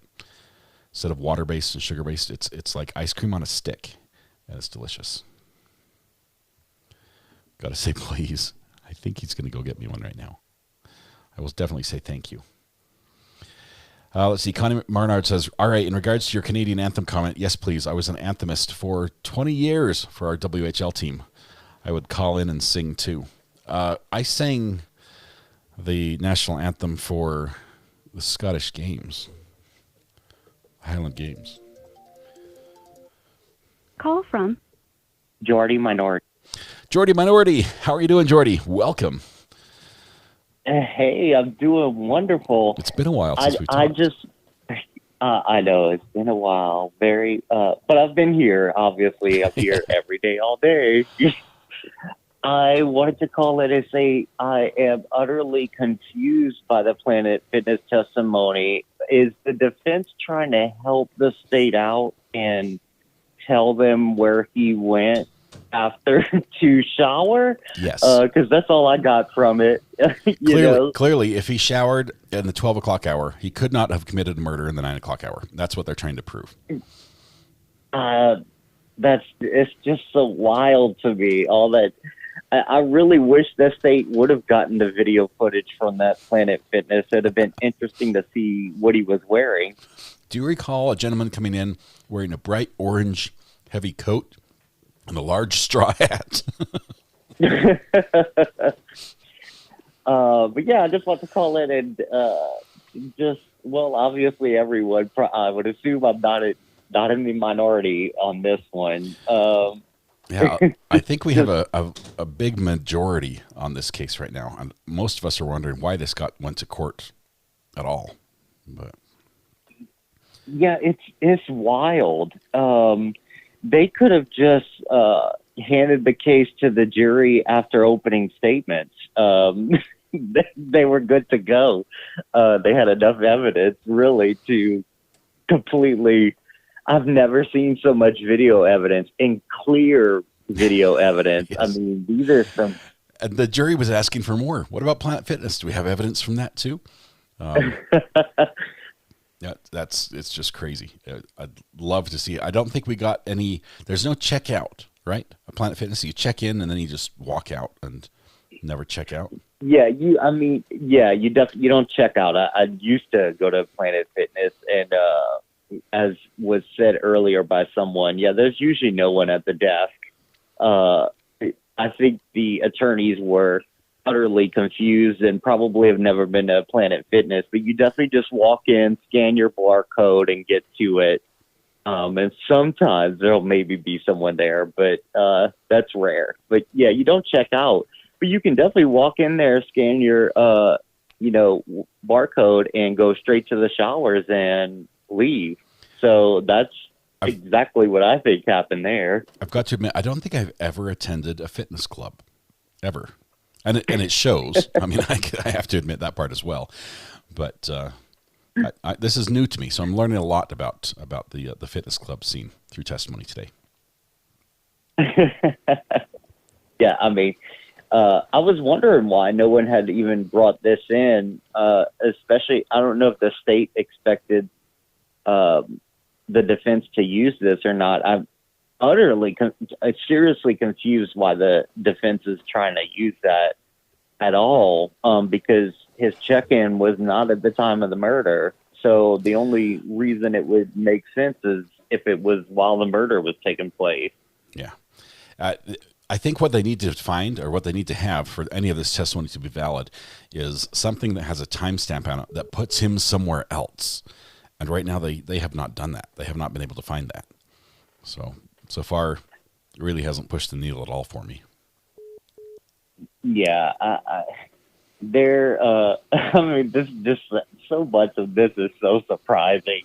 I would say the defense is an uphill battle, but I think it's even worse than an uphill battle. It gets worse, though. Defense is also going to have to deal with whatever mess Robert Tellis delivers them when he takes the stand and talks and says all the things that they've been telling him, no, this is not a good idea, you should not say. He's going to say. And then now they have to deal with that as well. So if I were the defense guys, I would not be sleeping well leading up to that. I can't believe, I mean, is he insisting on testifying? I can't imagine his attorneys told him this was a good idea. Against legal counsel, he will be testifying. Oh, goodness. Yeah, I mean, he'll just... The way it works, his lawyer has to, in this regard, his lawyer has to help him a little bit and basically ask the questions, because you don't get to ask questions of yourself. Pro se, even, that's a little weird. But the lawyer has to ask the questions, and I imagine he's probably going to try to steer the conversation to pertinent areas. But there's things he wants to talk about that he should not be talking about. That's going to open up the cross-examination to get either counterpoints in. Like as he's describing what a good guy he is, he's like, okay, let's talk about your work relationships. Not like how you got along with people, the other relationships. That's fair game then. And it might go there. Job's done. It's so interesting to see how much attorneys advise against their client testifying. However, but when they are the ones on trial, they just cannot handle keeping their mouths shut. They know better. I mean, this happened. Yeah, this happened with Murdaugh. And he's not a criminal defense attorney, so he may think he knows what he's doing, but he has absolutely no idea. So Vanessa Murphy, who's a CBS affiliate down there in the courtroom, she's the one in red right behind Robert Tellis, the one that isn't Lauren. She just tweeted out, Robert Tellis will likely take the stand shortly. Attorneys to take care of a couple matters, and then he's expected to take the stand. So we might find out right now how this is going to end up. It's going to be crazy. Wow. It definitely, I don't think it'll be a sharp cross. I don't know, though. These state attorneys, these prosecutors are quite to the point. They get in, get to the point, and get out. Yeah, the lady does a phenomenal job. And she has a soft approach that makes it sound like she's not, slowly just tearing you apart brick by brick. And she's very effective that way. But I want to see a little more spice. I want to see her either bring a little more fire, because this is fair game here. This is not a witness who's been called into subpoena. This is somebody who gets up there and says, "I want to tell my story, and this is the way it is." It's going to be epic. I think he's going to testify. I think that's coming up next. So, Jordy, I'm here for it. When the male prosecutor was crossing the, I don't know, the Celebrite guy that the defense had called.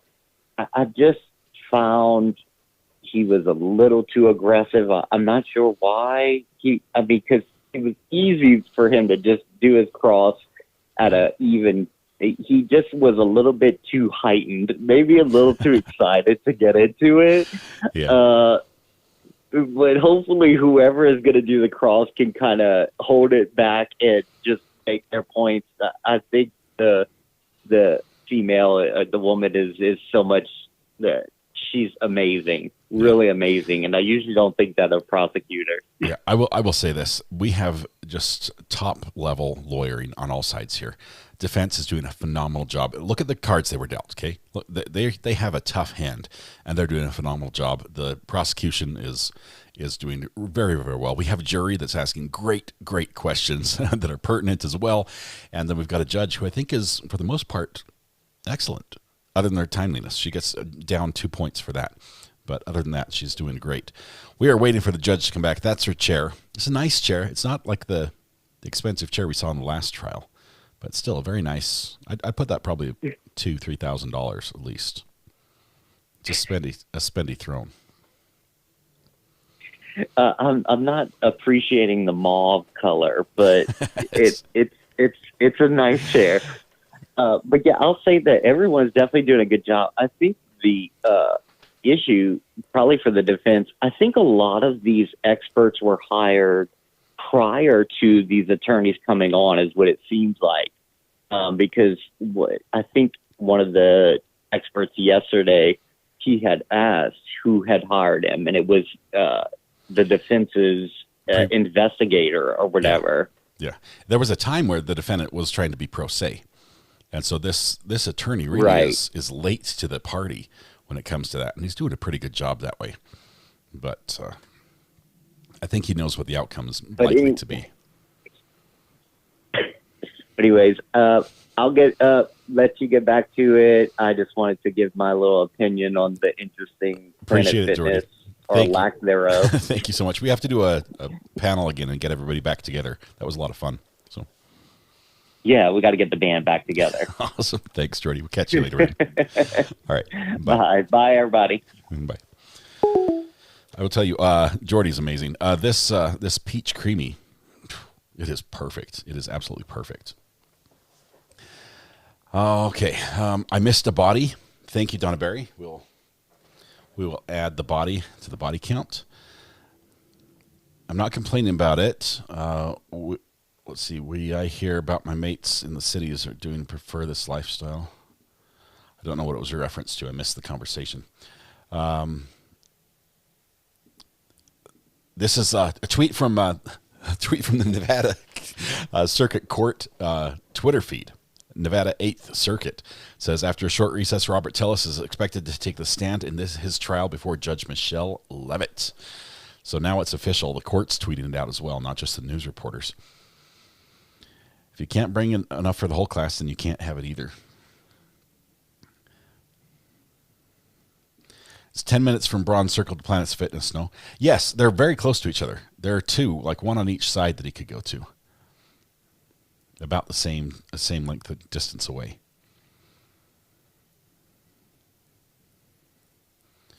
Let me see if I can pull up. I had the maps at one point. Okay, Bronze Circle directions. Planet Fitness.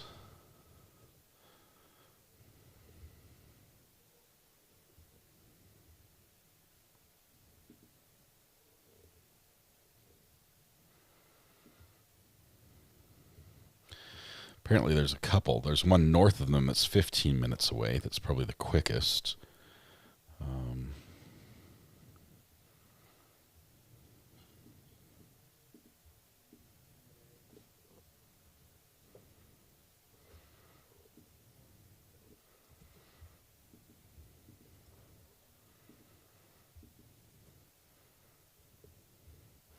Trying to see where all the Planet Fitnesses are. Flamingo. Let me bring this over. It's going to look messy for just a minute. Sorry.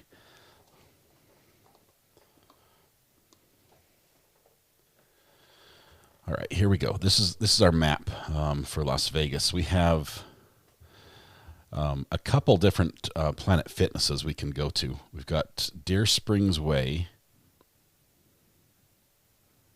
I think this pin is, those are tennis courts. I don't know what that is. We've got Planet Fitness here. Where's that one? Flamingo, Charleston. Why are they not working?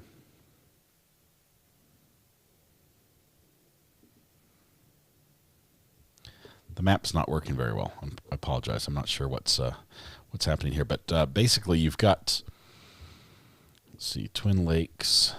Where's the park?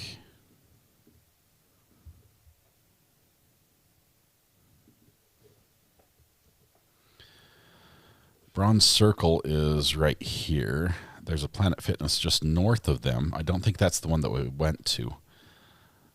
There's another one that's over here.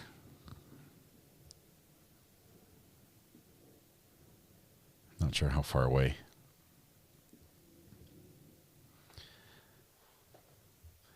I thought there was one north and one sort of south and west, like down in this area. But jets are flying again. Making some noise overhead. I'll work on the map, see what I can find. If you guys find anything, let me know. But let's close that one down.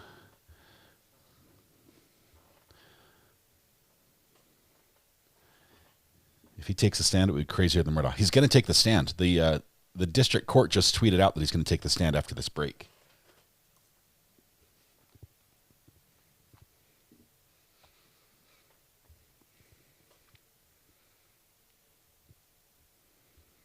Tree of Life Weed Dispensary. Yes, there's a couple other businesses on the map as well.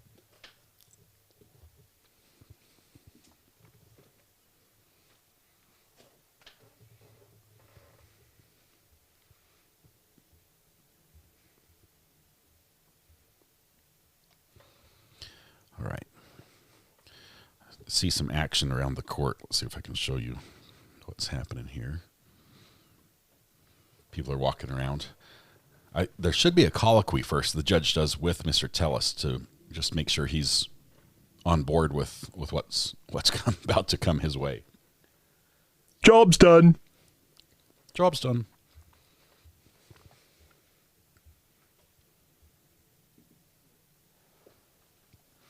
Yes, please. We try to keep chat very friendly here. We like to watch court together. We enjoy the drama, the fun, the crazy, but we ask that you be respectful of both people in chat, their opinions, and people who are in the courts, whether they're court officials, witnesses, defendants, lawyers, judges, bailiffs, or spectators. This is good.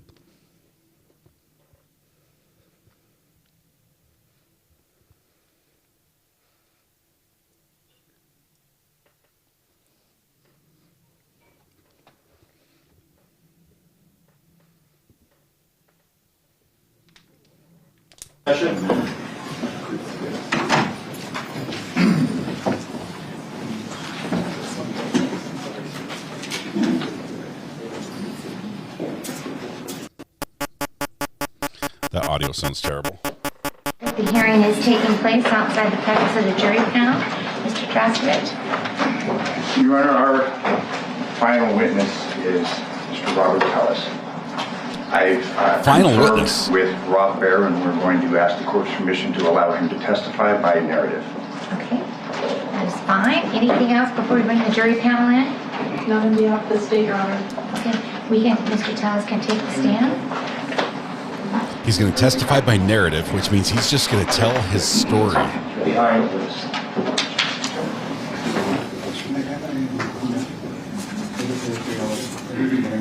Any notes you take up there, my friend? The other side gets to see.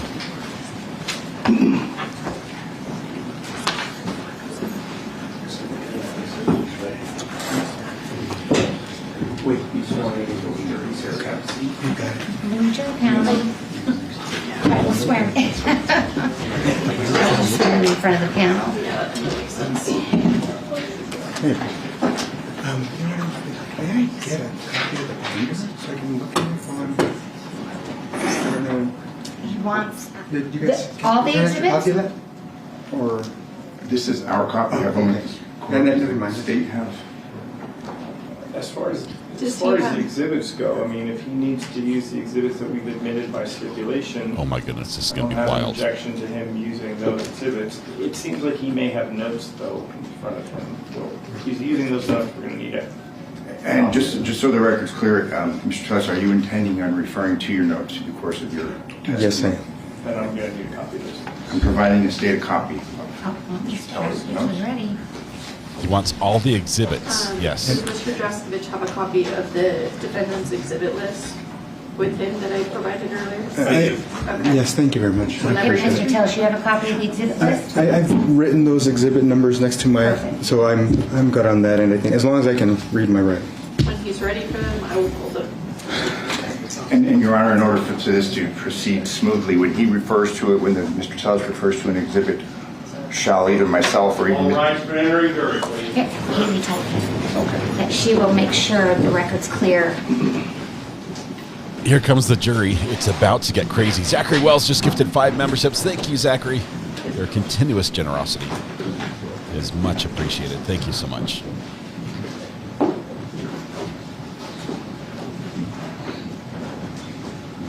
Just, there's, I don't know, a sense of arrogance. Is that what it is that you see on this witness? He's like, oh yeah, I read my stuff, I read my things. Does the state stipulate to the presence of the panel? Mr. Draskovich?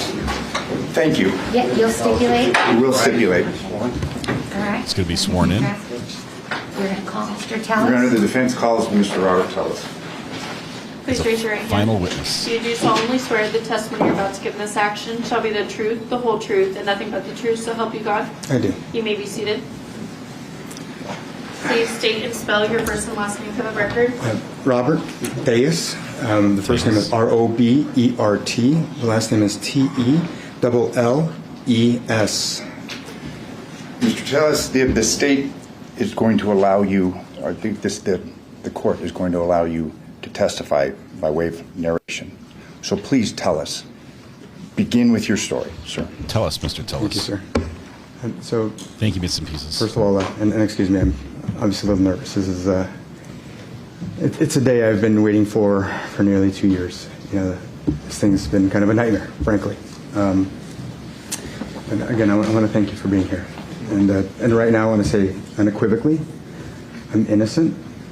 I didn't kill Mr. Gurman. And I've got a lot to share with you all.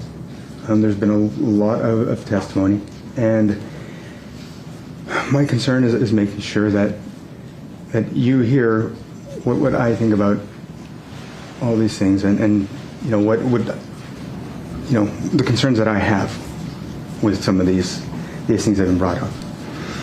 So during my testimony, I'm going to be sharing opinions.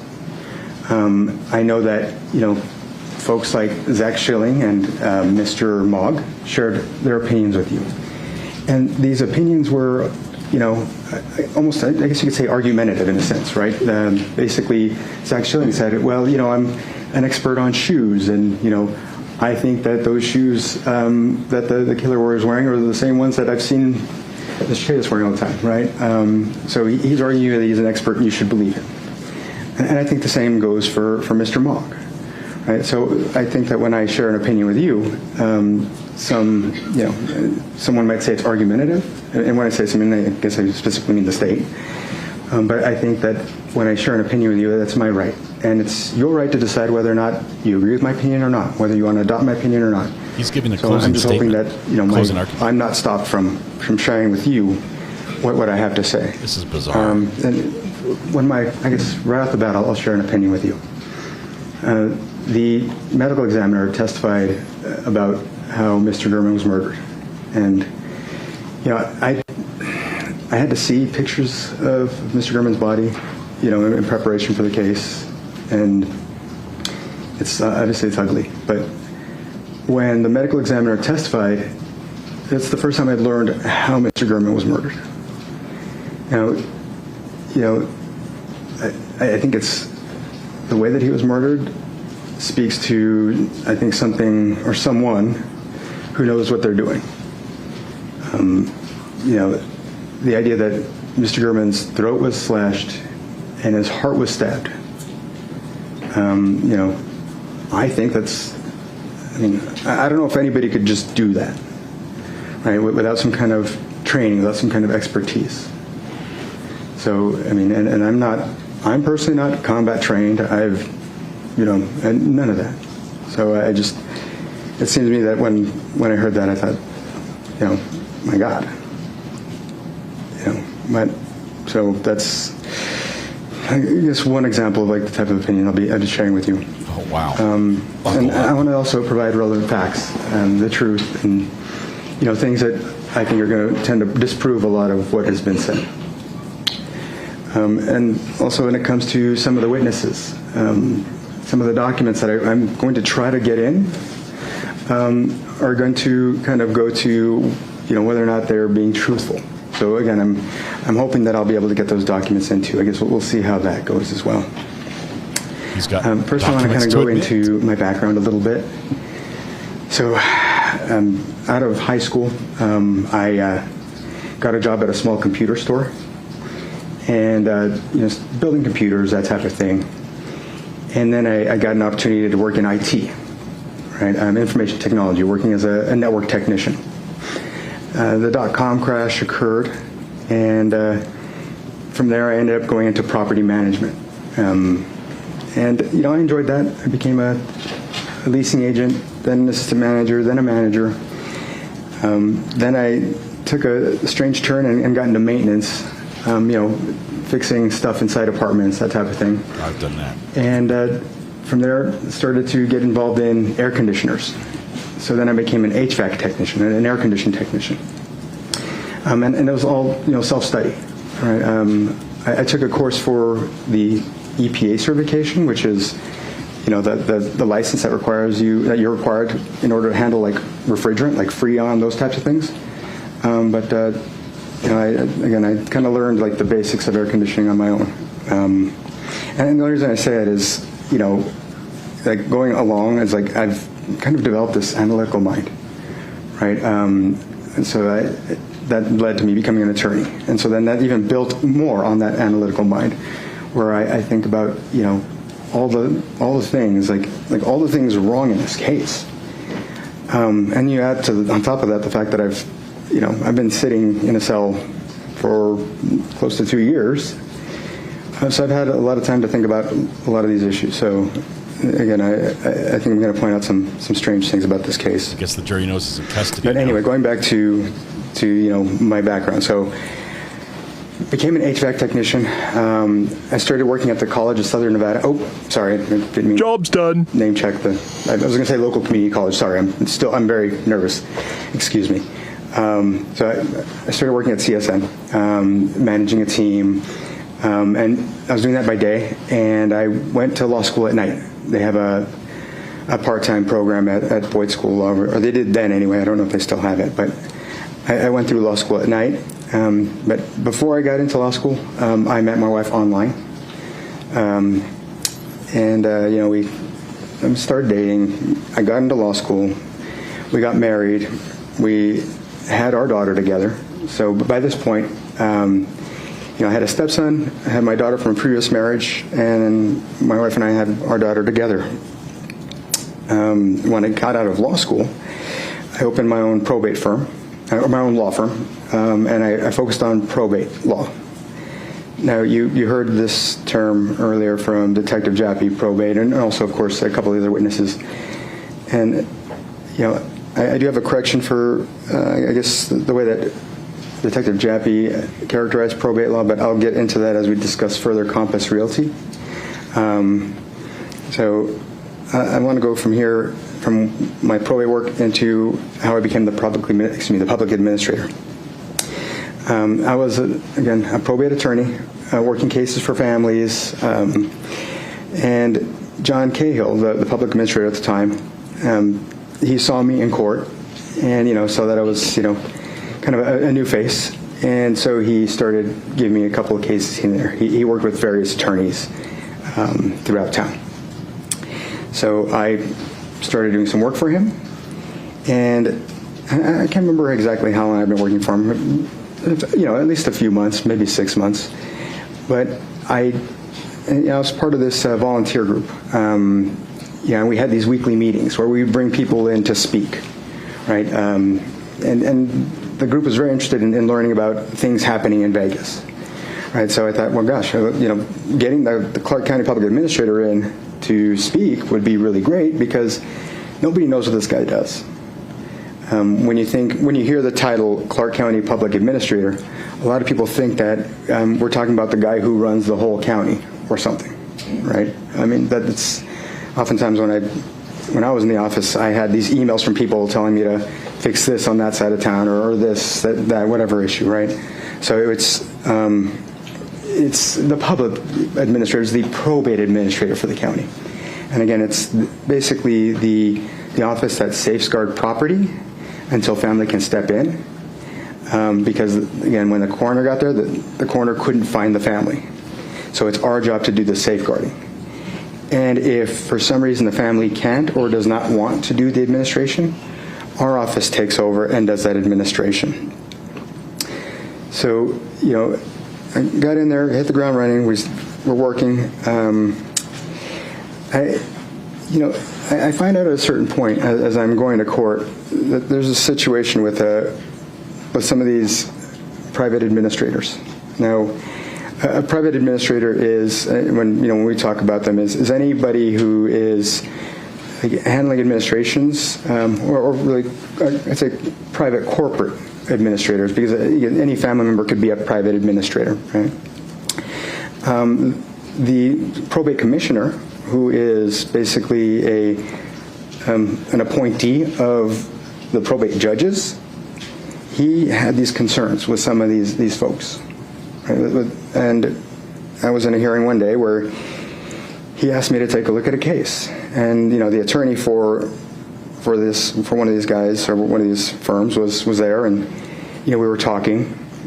And, he told me that, that his client had been doing these things for so much time, and that the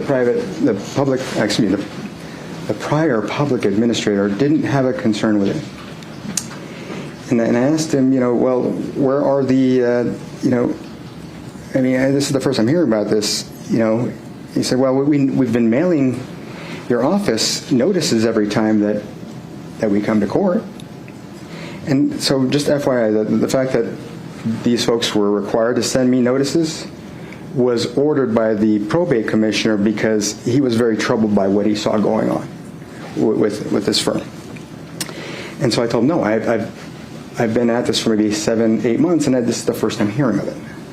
He said, oh, no, I promise we're sending you every notice. So I get to the office, and I find out that, at the direction of the prior public administrator, the office had been throwing away all of those documents, and they just basically continued on with that process of just throwing the documents away.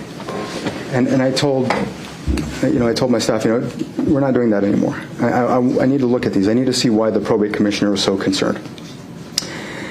So I did an analysis, and I found that there were some troubling concerns. I created a spreadsheet, and I guess at this point I want to see if I could share X2. All right. Witness is calling for an exhibit.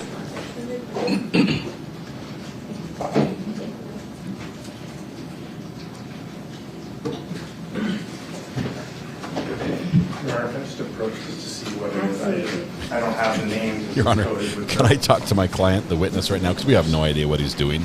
I have no idea where this is going. Okay, it sounds like he's giving the whole background of his job, his employment at the public administrator's office, in the changes that he made. Because he did. He came in and he knocked some heads and made some changes. Or if you need me to build any foundation, I can do that. Just approach on this.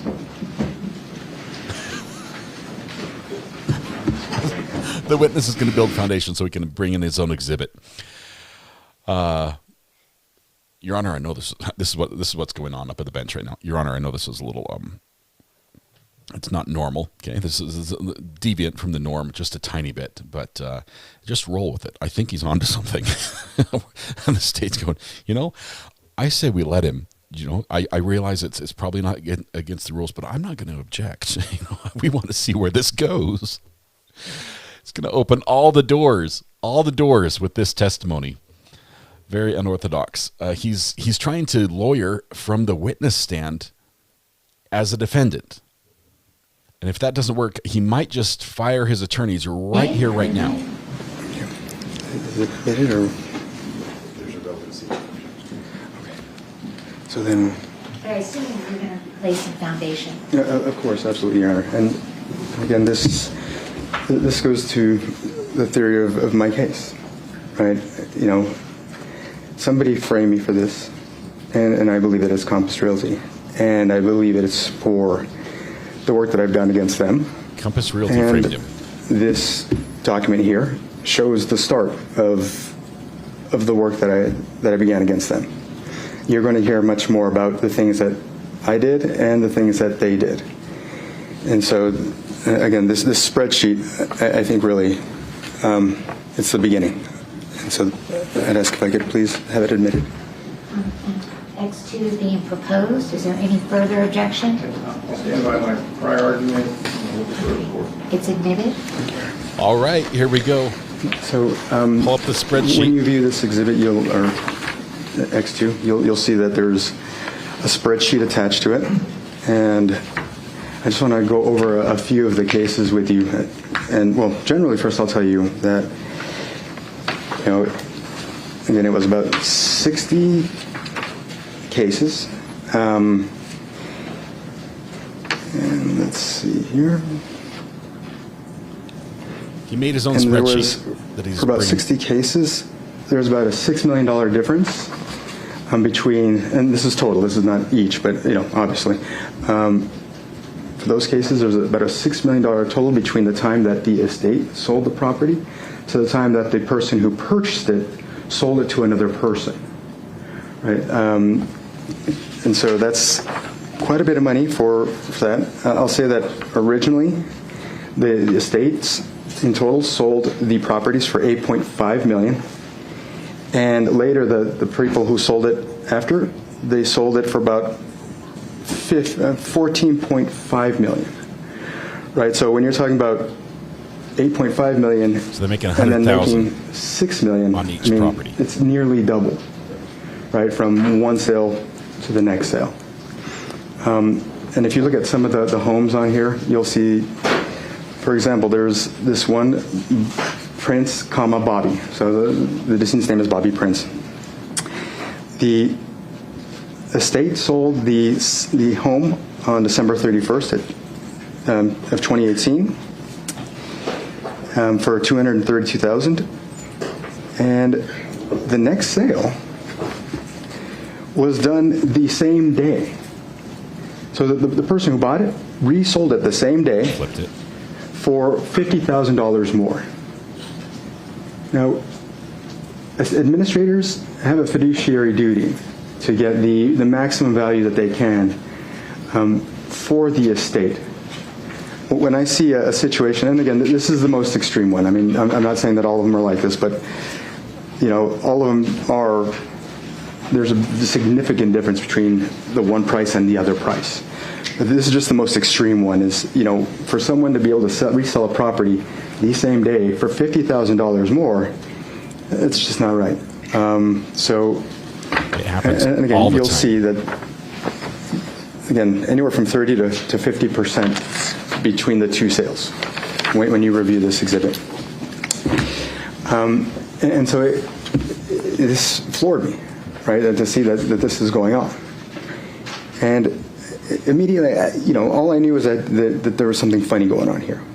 And what troubled me too is that the prior public administrator said, I'm not going to deal with it. I'm not going to do anything about it. Throw them in the trash. And I think that disturbs me because that's really the role of the Clark County Public Administrator, right? I think Compass Realty has made this argument that, that's not the jurisdiction of the public administrator. But if you think about it, whether we are trying to secure property so someone can't jump through the window and steal everything in the house, or we're trying to stop somebody from stealing equity, I believe it's the same thing. And so that's, I absolutely disagree with John Cahill. So we've got a duty to protect these estates, right? Whether it's, again, stopping criminals from getting into the houses and stealing stuff, or unscrupulous real estate agents from trying to work the system. So I started to object to all of these petitions. And as I told you before, it was the probate commissioner who told me, look, I need you to start looking at this. This doesn't seem right. And I asked him, I said, well, why can't you stop these? Not that I was saying, I don't want to do it, but out of curiosity, why can't you? And he told me that the law, and so I'll tell you right now that, sorry, just going backwards just a bit, because I think now is a good time to talk about this independent administration. It's not a good time right now. So independent administration is not a generally used form of probate. It's, rarely used. What independent administration allows somebody to do is to sell houses without going through the regular court process. You basically circumvent the whole process. And so the reason that I didn't, really look into it is I never had a need to use it. Because normally during the probate process, when somebody's selling a house, you've got to ask the court for permission. You give everybody notice. And you allow, when you do this, for the estate to get the best value. Because what happens is, all of these folks out there who are interested in buying and flipping properties, whatever, they scour all of these listings. So if you ever go to probate court on a Friday, you'll see that there are real estate investors just all over the place, right? But so by publishing it, you ensure that you're going to get the best value possible. These people are watching and they're going to say, oh, you know what? Maybe there's an extra 20 grand I can squeeze out of that. I'm going to get in there and I'm going to go after it, right? And so, like I said, it's good for the families. So, and it's transparent.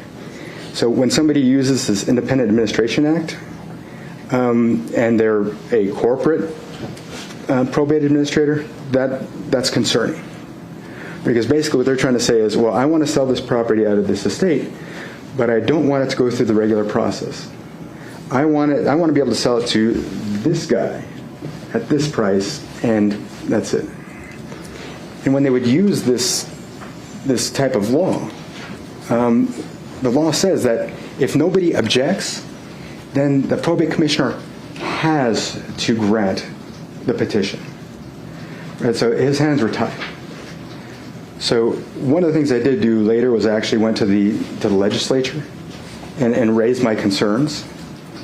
And there are folks in the legislature that agreed, and so we were able to change the laws so that I had greater watchdog capabilities in these situations, which I think only made this situation more dire for certain folks.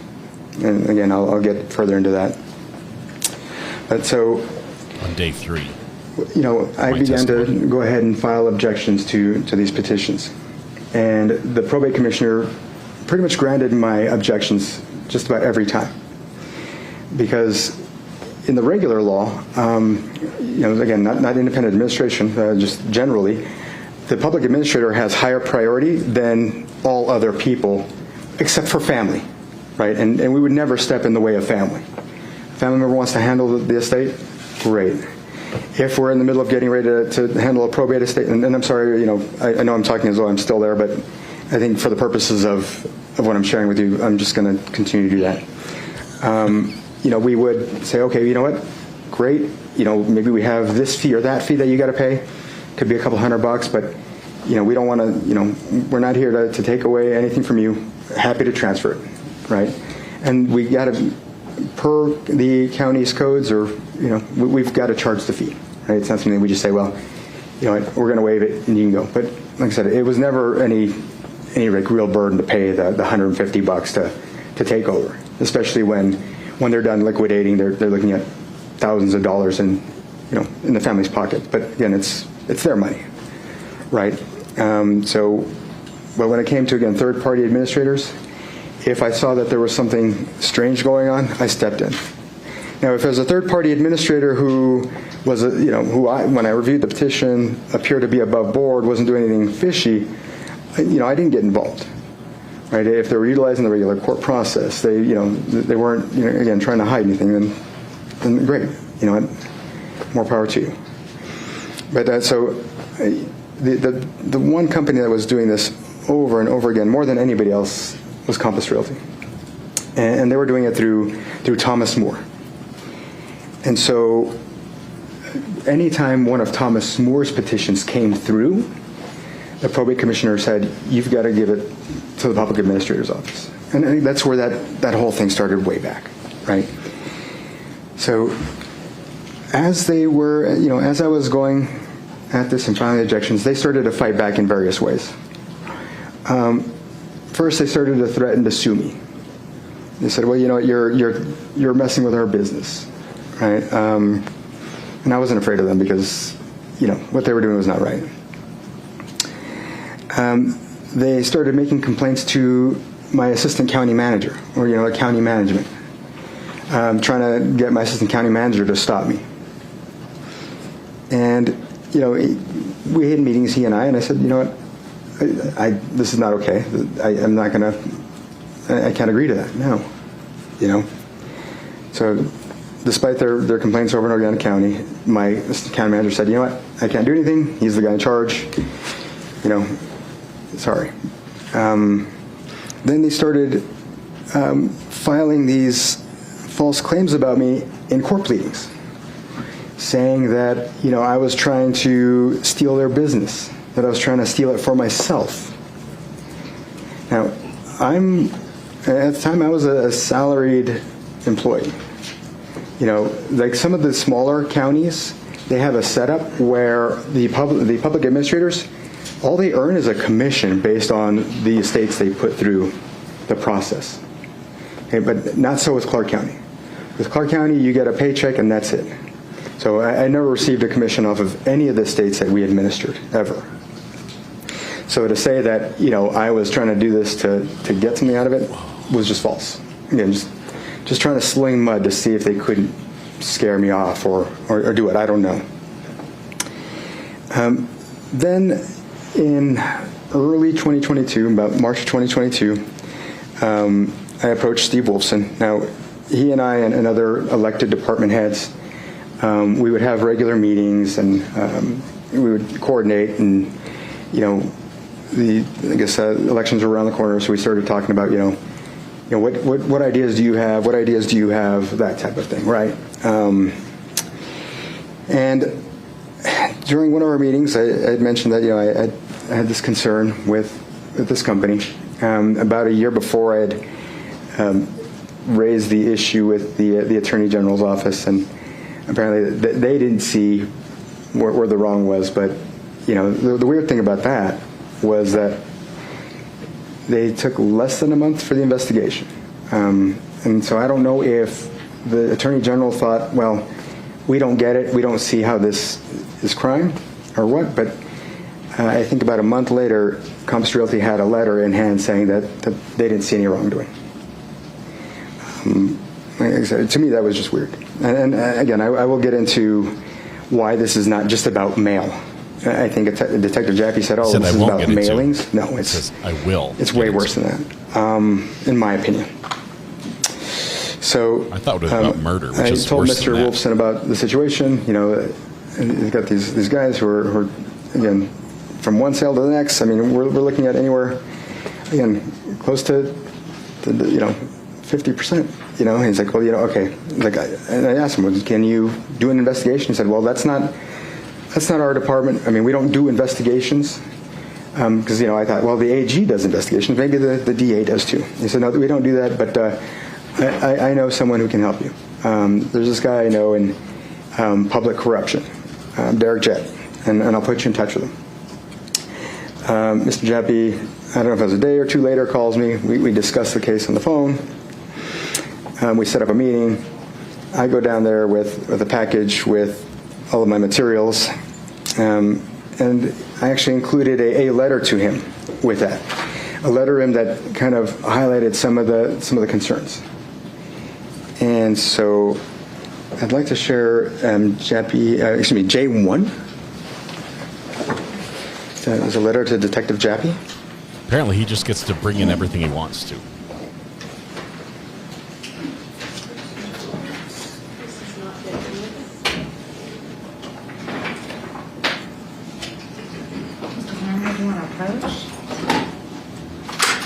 Has this not been turned over to the defense?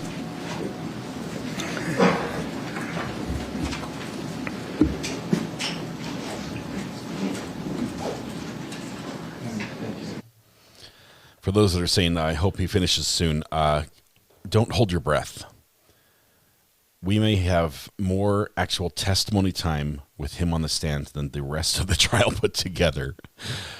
He is still very, very early on in this. He's still building his case for the scenario of what was going on and where he started to take a stand against it. J1 has been admitted. Thank you. And so one of the things that I had noted in this letter, and again, it's a 4-page letter, like I said, getting into detail about what had been going on and what, I guess you'll see it. But one of the issues I noted was this estate of James Clark. And I noted that in this case, we found that Thomas Moore had removed everything from the kitchen before any sale of the home. Removing the kitchen, and of course this also involved the flooring, but it didn't say it here, but removing the kitchen before the sale would devalue the property in a way that would allow Moore to get a lower appraisal value before making the sale. There are photos that we took on 5/1/2019 showing that the kitchen was in place at the time that the decedent died. So what had happened was that we had taken over because family wasn't found. Family came in, they took over, but apparently something happened where they couldn't administer it, and in the meantime, Thomas Moore stepped in. So we came into the picture, got out of the picture, family stepped in, then Thomas Moore stepped in, because I think a notice of default was filed with the recorder's office, because the mortgage had gone into arrears. And so maybe I'll explain that just a little bit. So when somebody dies, oftentimes, the way that these private administrators get word, I need a screaming these guys goat. have a different method, but a lot of the ways that, one of the ways that they typically do is they watch for these public notices that the homes have gone into default. Because the mortgages have lapsed, like somebody stopped paying the mortgage, right? And so now at this point, the mortgage company is getting ready to do a foreclosure, right? So they do this, thank you, sir. Oh, sorry. They do this notice of intent to default, right? And this is the signal to some of these folks, okay, well, I should go check this out and see why this is a default. Maybe I'll go knock on the door and see if anybody's home. I'll look through the window, see if it looks like it's lived in. Then they might do more research and try to find out who it was that was there and whether they died or not, right? So then, based on that, they'll file a petition in court to take over, to get this administration so they could sell the real property. So when they had taken control of this property, from that point to the point that family notified us again that, this estate had been taken from them, we stepped in. I filed an objection. We got into the house and found out that Thomas Moore had ripped out the flooring in the kitchen before a sale that he was preparing for. And so that was in this first note to Detective Jappy. Early on, this was March 6th of 2022, that I raised that particular concern with Detective Jappy. But so about 2 weeks later, Detective Jappy told me, hey, you know what, I learned from Detective Jappy that they discovered that Compass Realty or Thomas Moore, they were not reporting on the closing documents for the estates any personal property at all. So, when somebody dies and they have a house, you've got stuff in the house, right?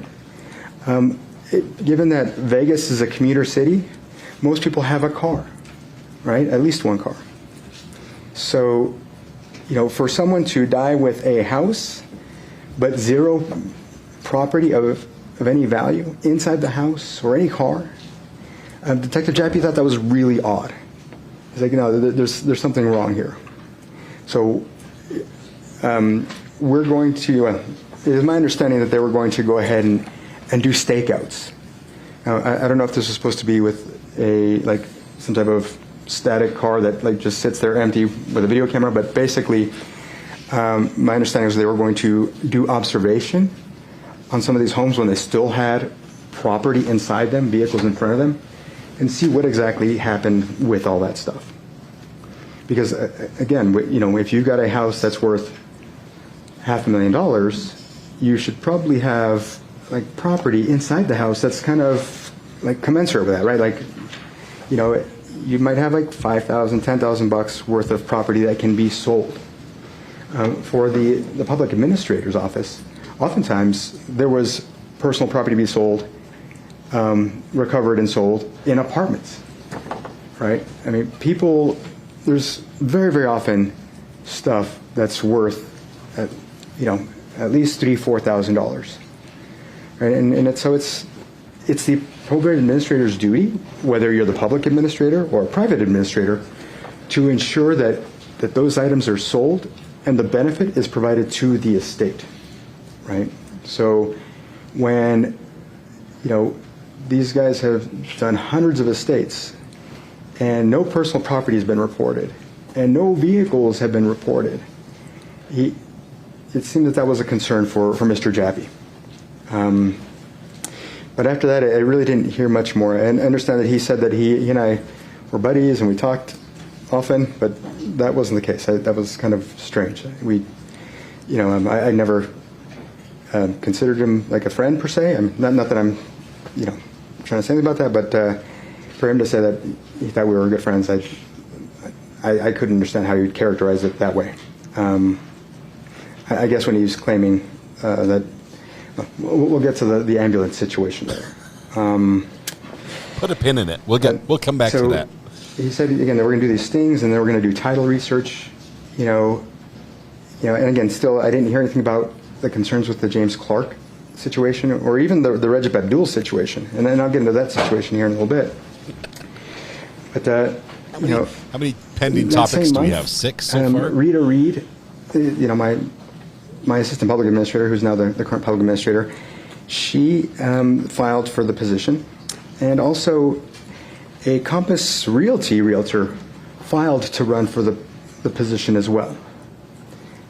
So again, to this point, Compass Realty it seems like doing everything they could to try to stop me, even running one of their own employees to try to take the seat from me.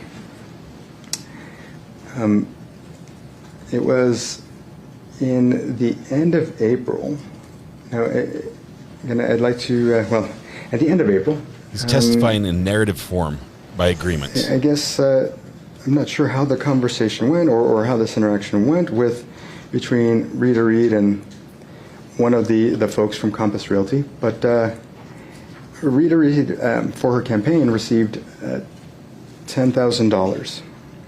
$10,000 from, $5,000 from Adam Fenn and $5,000 from Compass Realty. And I would like to, if I could, share L1. More evidence coming in. I think the state's just going to let it all in. Because defense isn't going to object to something their own witness is calling for, right? They're not going to. They're going to let it in. State's just not going to object. He's like, I'll lay foundation. It's fine. It's pertinent to my case. This has the feel of a college dropout complaining to his friends about the coach taking him out of the big game in high school. That's what I hear when he's talking. Thank you. Roro, thank you. Thanks for the super chats. You guys are amazing. The document here again is Rita Reed's campaign contribution report from the Nevada Secretary of State. And Turning to... Oh. You know what? Can we take a I break? think we might have to admit a different exhibit for another day. My apologies, but this is report number 1, and Another the day. contributions from Compass Realty and Adam Fan are on report number 2. So my apologies. So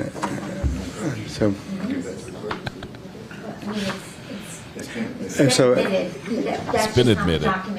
That's correct. So if you would note that we're going to be looking at, when I bring that back tomorrow, we'll be looking at report number 2 that has those contributions. He's going to be back tomorrow. You guys, so this does not stop. That might be for day 3, So I actually. end up- It depends on the schedule. I guess after this happens, about 2 weeks later, Mr. Gurman's article, his first article, comes out. And, I think we had those text messages from me from the day that I saw the article where I was upset. And I think, anybody who's the subject of an article that says certain things about you, could reasonably feel upset about it, right? I'll note that later, as we go through my tweets, you'll see that, that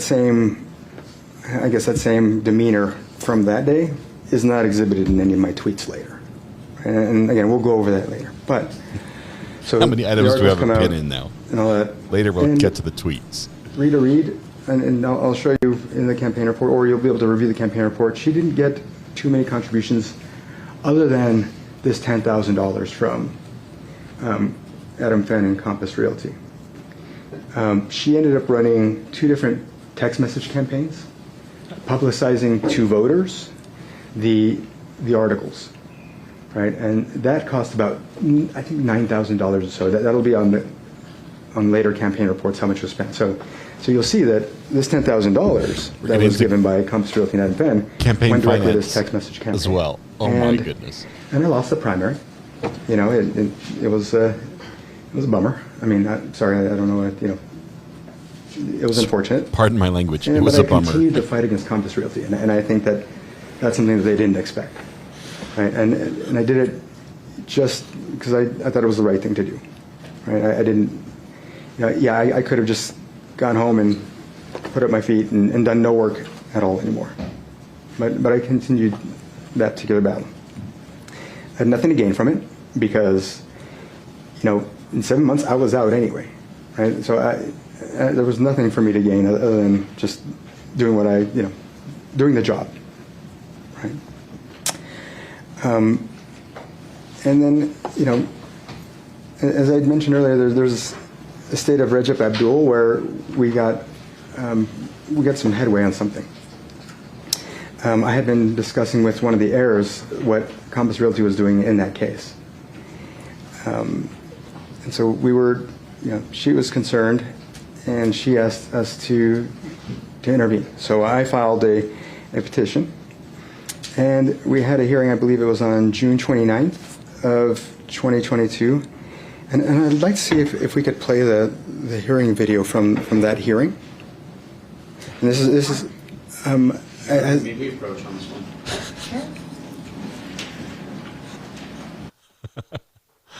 Oh my goodness. Oh my goodness. This is a wreck. This is crazy. Yes, okay.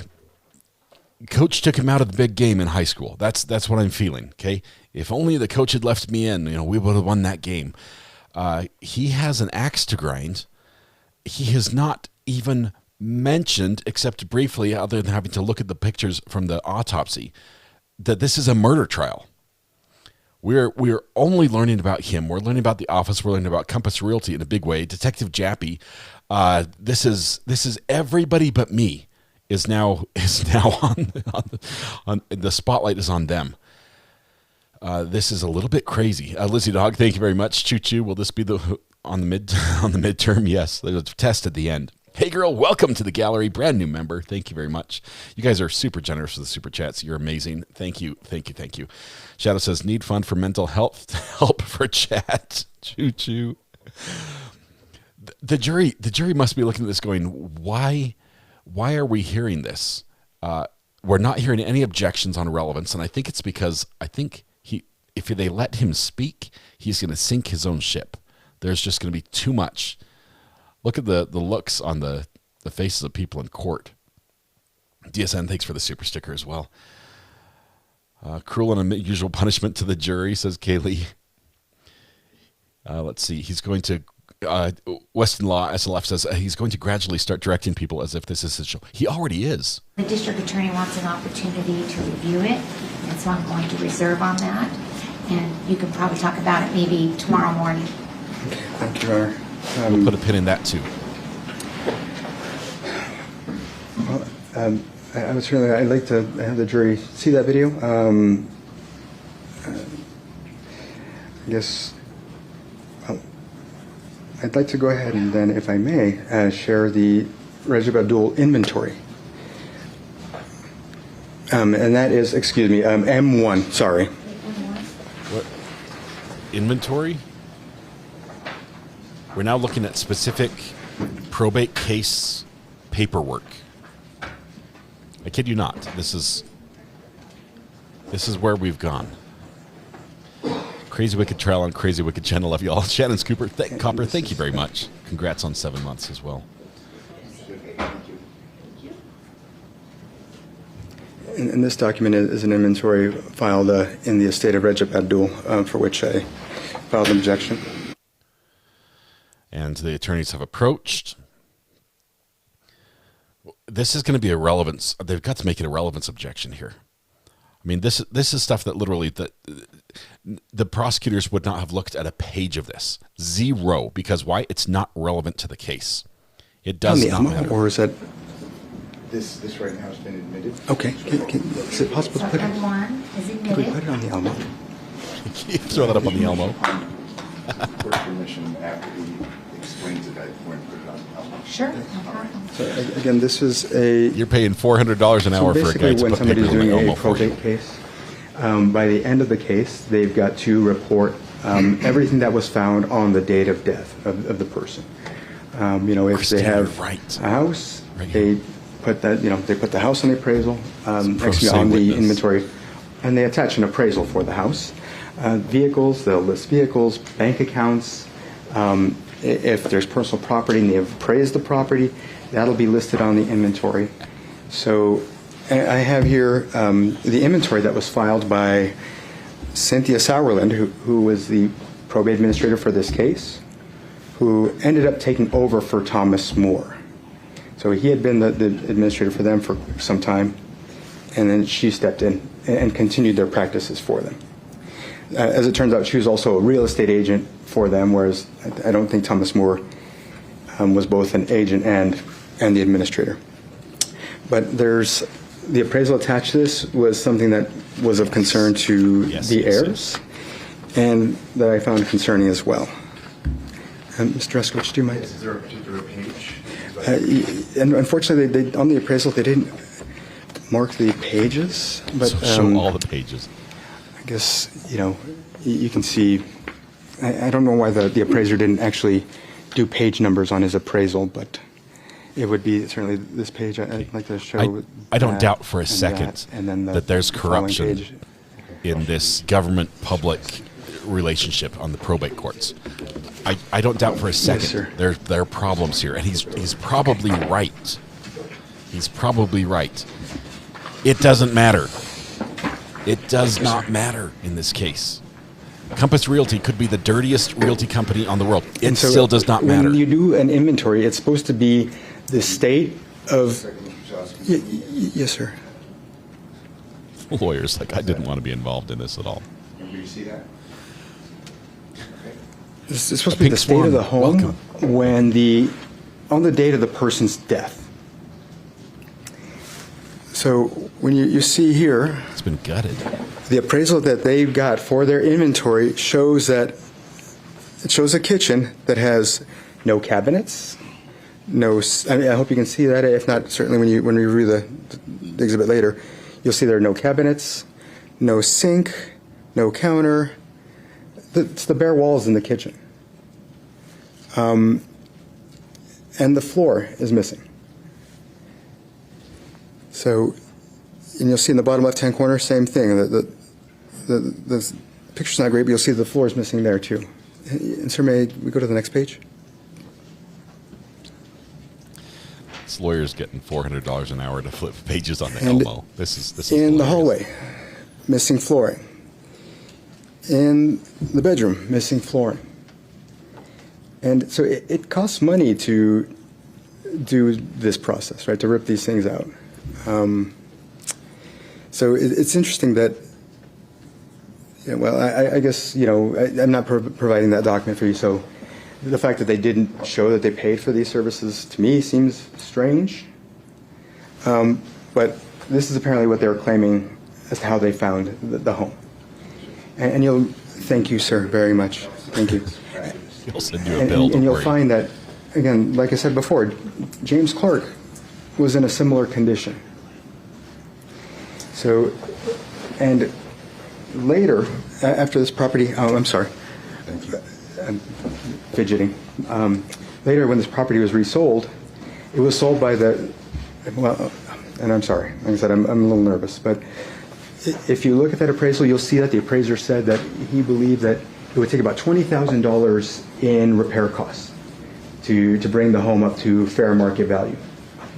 It was about 3 months later that the buyer resold the home for $70,000.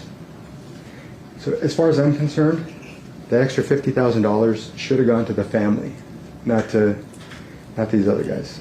And so, right there, I thought, when somebody is ripping property out of a house to sell it to another individual with whom they've had these purchases or these transactions over and over again, that should be looked into seriously, because to me, I believe that's theft. Right? I mean, it makes no sense otherwise.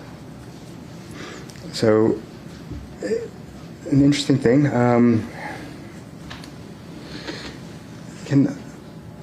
So I wrote Jappy an email after the hearing that we had, and I really want you guys to see, want you folks to see the hearing, because I think not all guys, some girls. It certainly put Compass Realty on notice. The judge was very concerned. And so you'll see that tomorrow, I hope. Jappy, I ended up, it was that same day, I believe, writing Detective Jappy an email saying that we went to court and there were these issues with this house as well, just like with James Clark. I don't know that I said that as like James Clark, but I certainly noticed those issues. May I share V2?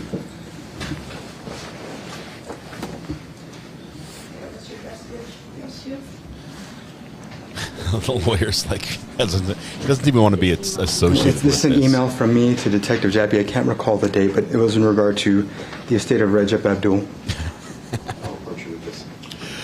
This is nuts. This is nuts. The people in the gallery are trying to hide the smiles on their faces. They're like, this is crazy. What are we seeing right now? And the fact the state is just letting him freewheel. I mean, they're just letting him go. I think this is going to build up steam, and he's going to crash at the end. But it's not going to end today. This is going to go on and on.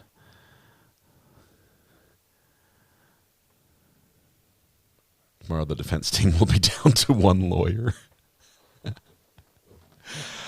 I'd love to be a fly on the wall on the meeting they have tonight. And so this is actually to Derek Jappy and one of the other folks that was on his detail. This is hello, gentlemen. I'm not sure if you all had a chance to catch the hearing. I will get the video for you. Also, I'm not sure if you had a chance to view the response. It had an appraisal with the kitchen torn out. Today, Deborah Erbach testified that the photos of the house in the appraisal were not representative of how she had left the house. She had cleaned the house before she had returned home. She also said, and again, I'm sorry that, this is hearsay, but also the kitchen was intact when she left the home. Winter's yawned. It seems that the kitchen in this case was also potentially ripped out to reduce the value of the real property before the appraisal. So Detective Jappy was on notice of this concern as well. But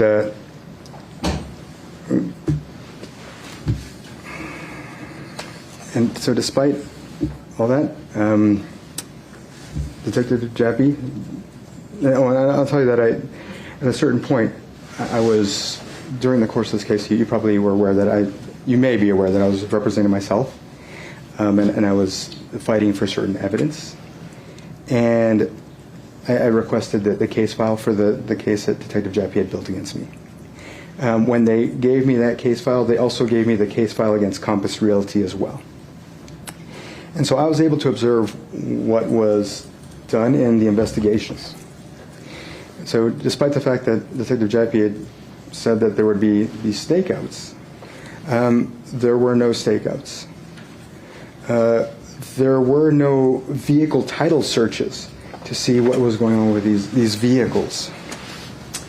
Despite the fact that I raised concerns about what we found in the appraisals, at least the one appraisal, Detective Jappy didn't seek appraisals from any of the other cases. Right, so it seemed odd to me that he would get up here and say that this was all about mail. Right? He said, "Oh, well, this is just objection in the state's the testimony." Finally. Yeah, I guess I can't recall what to my knowledge, the issue that was raised according to Detective Jappy was that this is about certified mailing. I can't recall what the other issue was. His opinion is proper. So, but I guess you can go back to your notes and see what Detective Jappy said to you what this was about. Because that's, in my opinion, that's clearly not what this was about. Objection. You can't let it go. This is my opinion. Move on. That's what we're objecting to.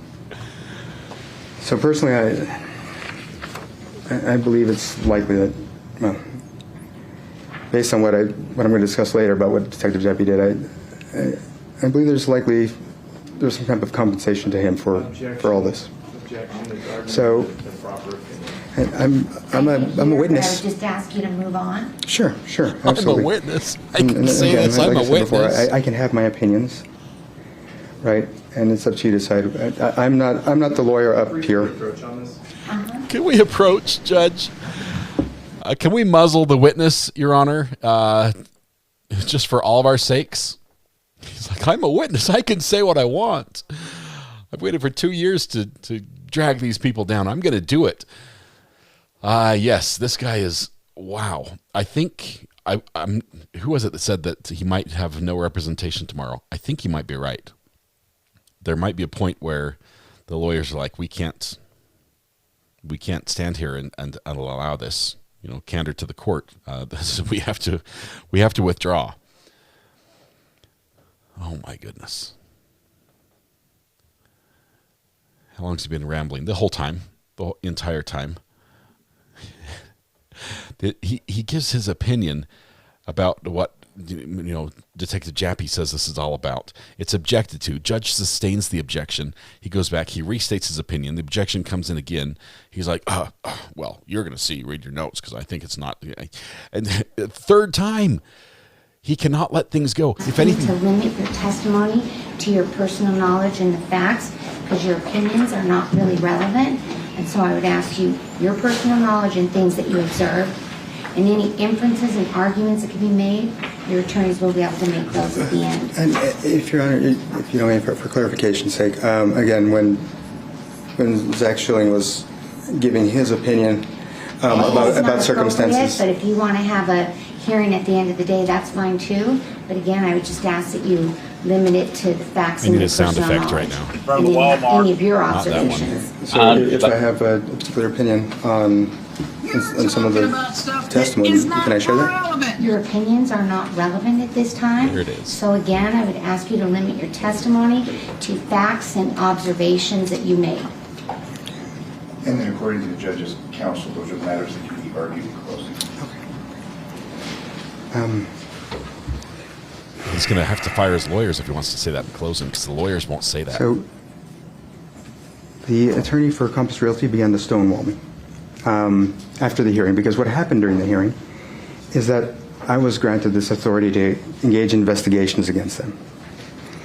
The judge, you'll see what the judge decided about the situation. I think that they had a lot to worry about. And that was June 29th that hearing occurred. So, but after that hearing, there still has to be a paper order that is entered, that is filed, in order to grant the power that was actually given during the hearing, right? So you got to have that written order in hand in order to act.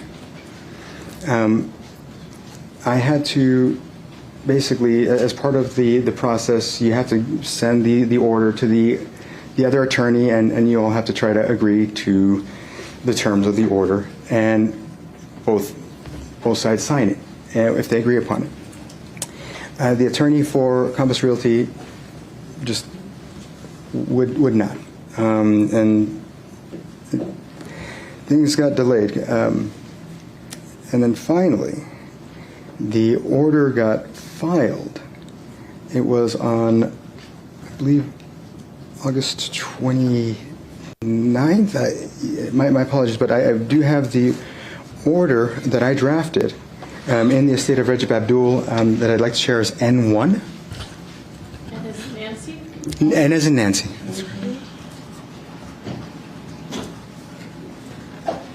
Okay, at the end of the day, he might get his job back, but he's still going to be convicted of murder if he doesn't address the elephant in the room, which is why we are all here. It sounds like he's arguing for his job back, and that's it. Great, you're a great public administrator. You might have had some issues with anger. That's sort of why we're here. Oh my goodness.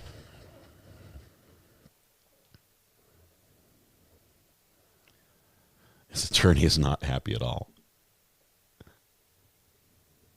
This is their last witness, and it's not going to end today. So we will not get crossed today, possibly crossed tomorrow, but this testimony is going to continue. We're almost at the end of day in Nevada. It's 4:30 there. One is admitted. Thank you. My apologies.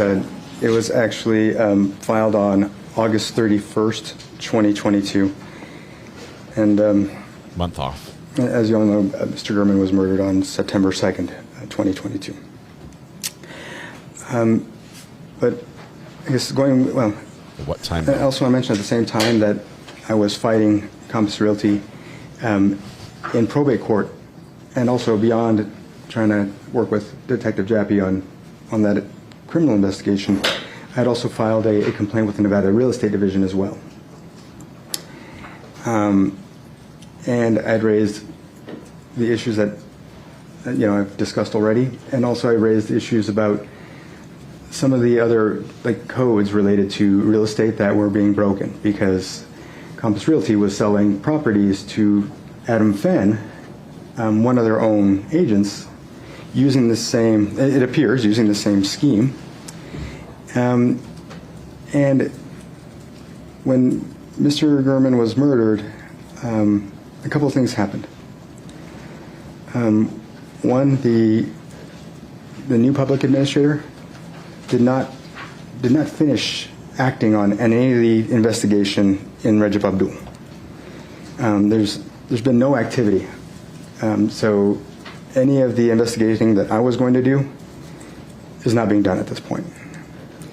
And the complaint I made with the Nevada Real Estate Division, I got documentation that it closed in November of 2022. And so, I believe that this was, it'd be quite a coincidence if, the fact that Mr. Gurman was killed and was put on me, that they just had a serendipitous benefit from that. Serendipitous. That all these things that were coming to a head for them, just, it's done. No repercussions, no nothing. So, that's, I'll leave it to you, to think about that.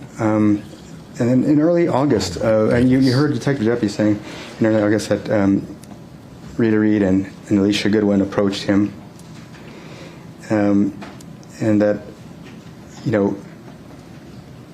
after they approached him, that Kimberly McMahon approached him. And you heard that Kimberly McMahon was somebody who worked as a real estate agent for me at the public administrator's office, and she again was a lieutenant at Metro, and that she had raised these allegations of a bribery scheme. And I can't recall the date. I think it was August 7th or so. But and I'm going to get that information for you here soon. But later, it was August 17th that Detective Jappy had an interview with Kimberly McMahon at, I guess, the Department of Homeland Security, I believe. And the statement from that is, one, I don't know if we want to do two. I got one document coming right after the other. I don't know. I'd like to try to also, because I would like to show you that, the facts that are embedded within Detective Jappy's, or I should say the probable cause statements embedded within his statement that don't match up to the statement from her interview. And that's what I would like to share with you. So we'll see if I can get that done. Another pin in it. I think it's 01 and the search one, I believe. Yeah, I'm working with a grease pen. The writing's kind of thick. I don't know if it's S1. I can't read my writing. I'm so sorry. Because they don't trust me with a sharp object. Thank you. No, I'm sorry. It was the search warrant that Detective Jappy had done. This is nuts. Look at prosecution here. Yeah, my apologies. There's some of their faces they're making are hilarious. Yeah, because unfortunately this lawyer is now second chair. It could be. It could be. Is it either P2 or Q2 application affidavit for search warrant? If it's by Derek Jappy, yes, ma'am. Let's just admit all the documents, and then let's have his lawyer take turns flipping them through on the Elmo. Because that won't bore the jury to tears. Okay, attorneys are approaching. A little sidebar right now.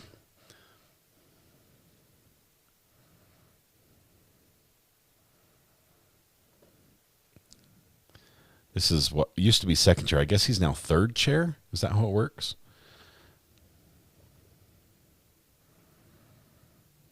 He's been working on this for 2 years. Needs more time. Not quite ready.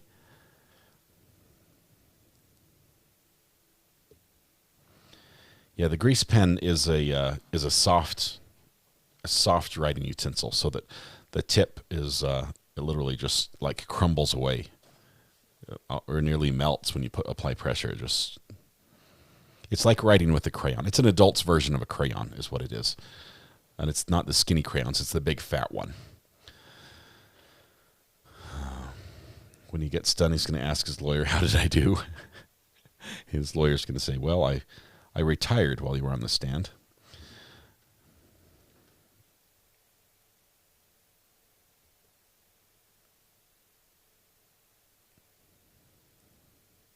Slightly softer than crayons even.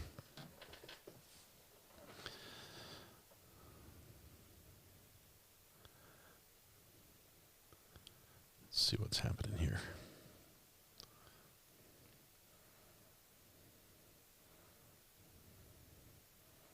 Got a little sidebar going on. Trying to find the right document.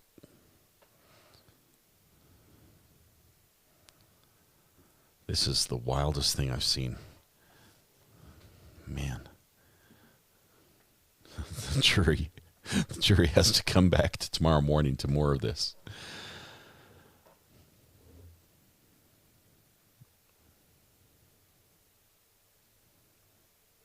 There is a feel that he's trying to take people down with him. That he's going to, if I'm going down, you're going down with me. Feel with this. But he's also trying to play I was trying to clean up the office. I'm the good guy in this.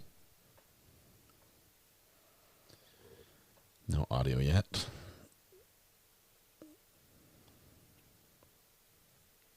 Why do we have no audio? Come on.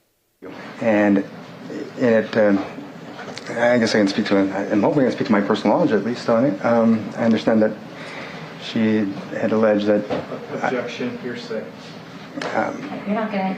You can't go into any hearsay or what somebody else said. Okay. Well, supposedly I had requested a commission from Kimberly, and. Okay, so this time 01 is not admitted, and we can't find the other document, but I think at the end of the day, after the jury is excused, we can go further into that. So, Kimberly McMahon had provided an interview. I've got audio way off here. And it, I guess I can speak to it. I'm hoping I can speak to my personal knowledge at least, or for a referral fee, which would have allegedly been in March of 2019. You can't go into any hearsay or what somebody else said. But okay, well, ended up supposedly I had requested. Let me switch back to this. A commission from Kimberly. Timing's off, but.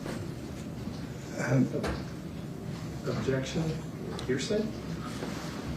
I believe he's referring to the testimony that had been elicited from Detective Jackie in his cross-examination. Okay, so you could, I mean, if that's what you're talking about, you can just offer whatever relevant testimony you have.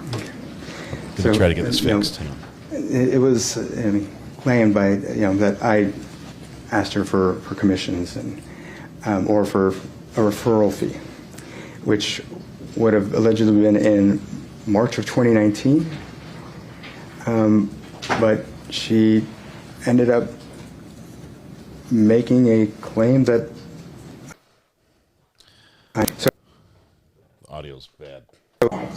So she was interviewed. I guess you can do the math. She was interviewed by Detective Jappy 3.5 years later on that supposed issue. So, I think that, and also at the time I only had 4 months left on my office, right? So why would, personally I'm not sure why someone would wait 3.5 years to make a claim. Objection. Okay, sure. Okay, Your Honor. Okay, it's okay. sure. I'll Sure. go on.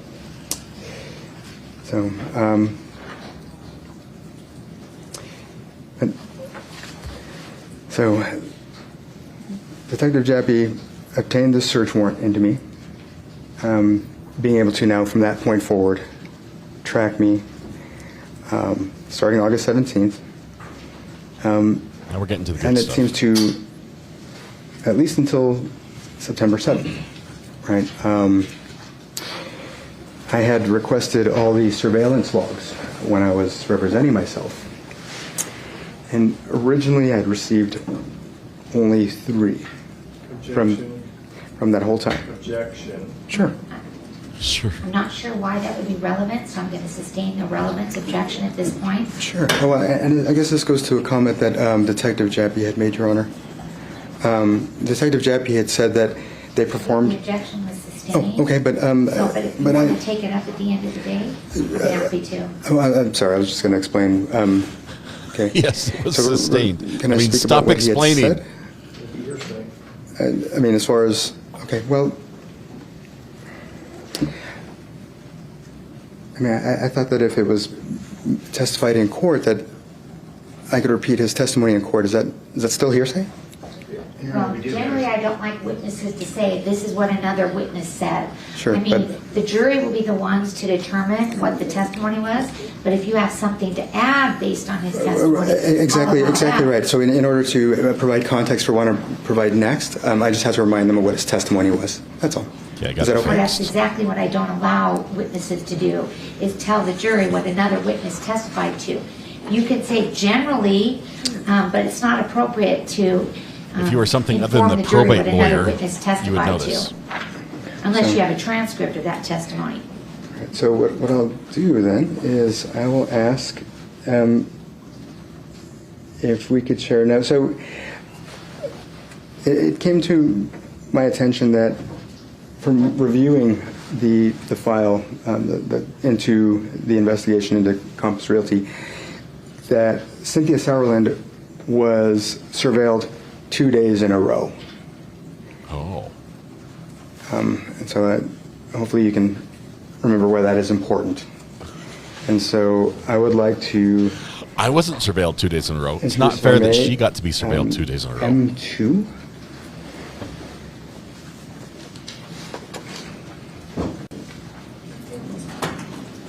This is crazy. This is absolutely bizarre. Oh my goodness. We're about, I think the judge is going to mercifully step in and call it a day here soon. Let's see, it's 5:41 here, 4:41 there.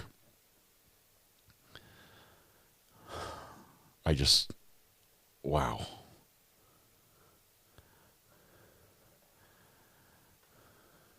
I don't know what happened there. We lost all the sync, and I had to rebuild it. I would apologize. Still got one more to sync up here. Okay, he's doing the little innocent little witness look, looking demure, spinning in the chair.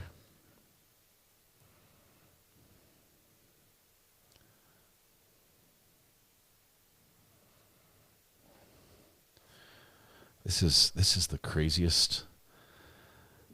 My goodness. Can they find him guilty without leaving the room? It's like, Judge, can you just hand us that paperwork on your desk? We need to check a box really quickly.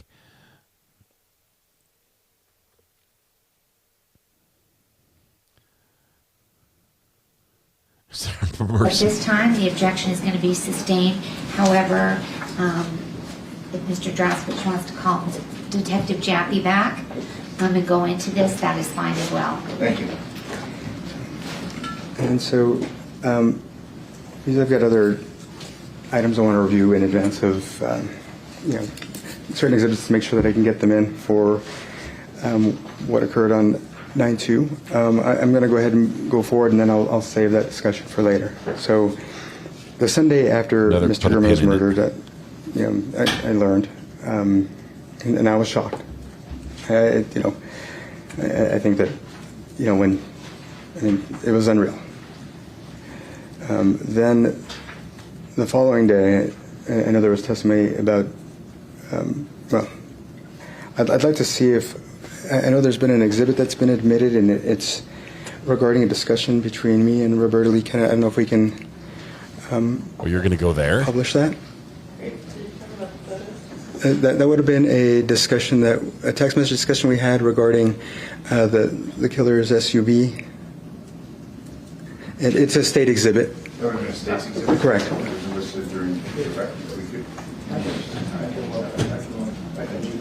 Oh my goodness. Can we tag home base? This is wild. The killer's SUV.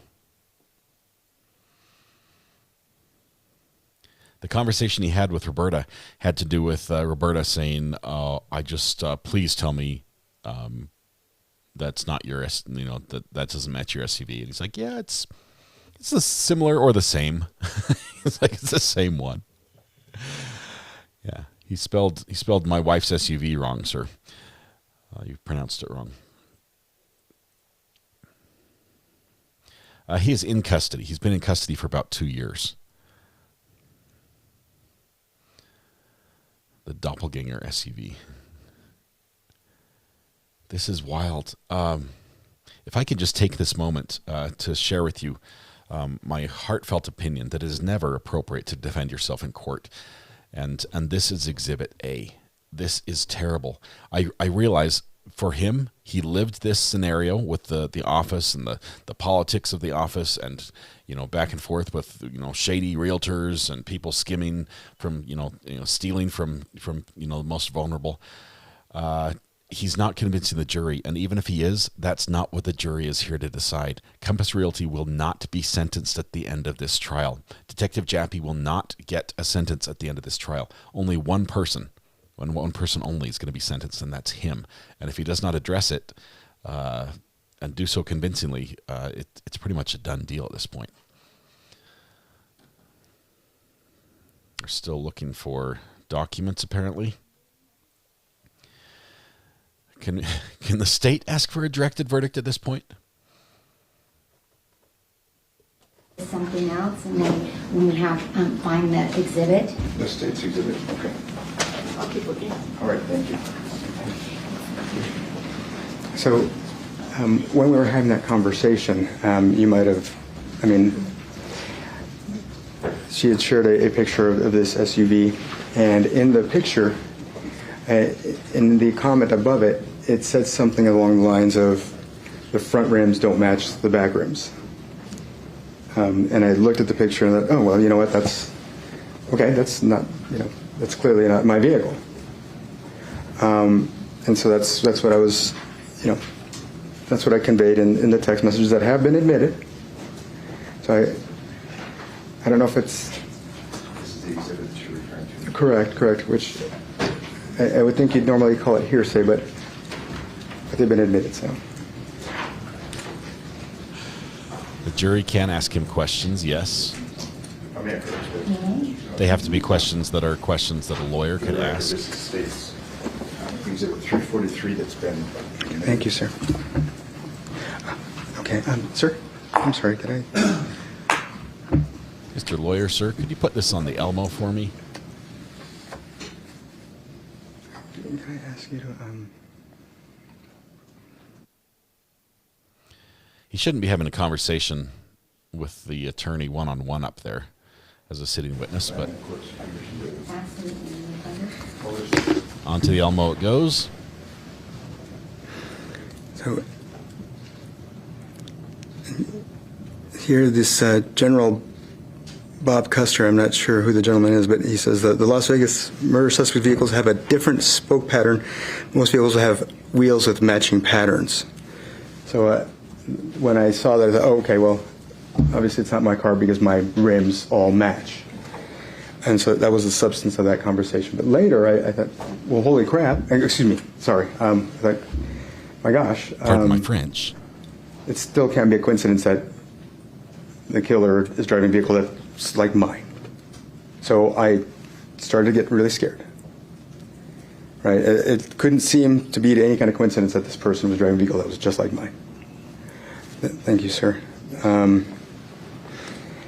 So I went outside, just double checked, make sure I'm not losing my mind. I looked and like, okay, well, my rims match, okay.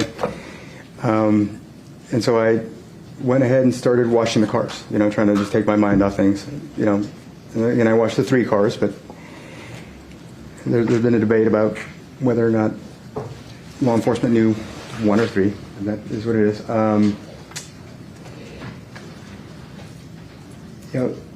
Then at night, after dinner, I started making, cooking for my daughter's lunches. My one particular daughter, she won't eat like the school lunch, or she didn't at the time. So I'd make her chicken fried rice off of like a Google recipe. I was distracted. Do share. I was distracted. I inadvertently cut my finger. And I cut it across the tip of the finger, right? And if you look at the picture, it was, I don't know if we need to bring the picture up or not, but is that something we should do? Or so basically, you'll see that it may be difficult to see, but the way that I cut it was as I was chopping right across the tip. The way I cut chickens, I put the chicken in the shoe, and then I cut the shoe with the chicken in it, and it got my finger. I don't know what I don't mean to interrupt. No, sure. Because we do have the photo that was the state's. Okay. Sure, please. Shoe chicken is delicious. Lizzie dog. Yum.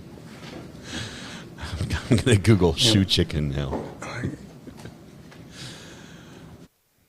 Oh, my goodness. Google recipe, chicken fried rice. Or was that what it was? Chicken fried rice? Is that what he said?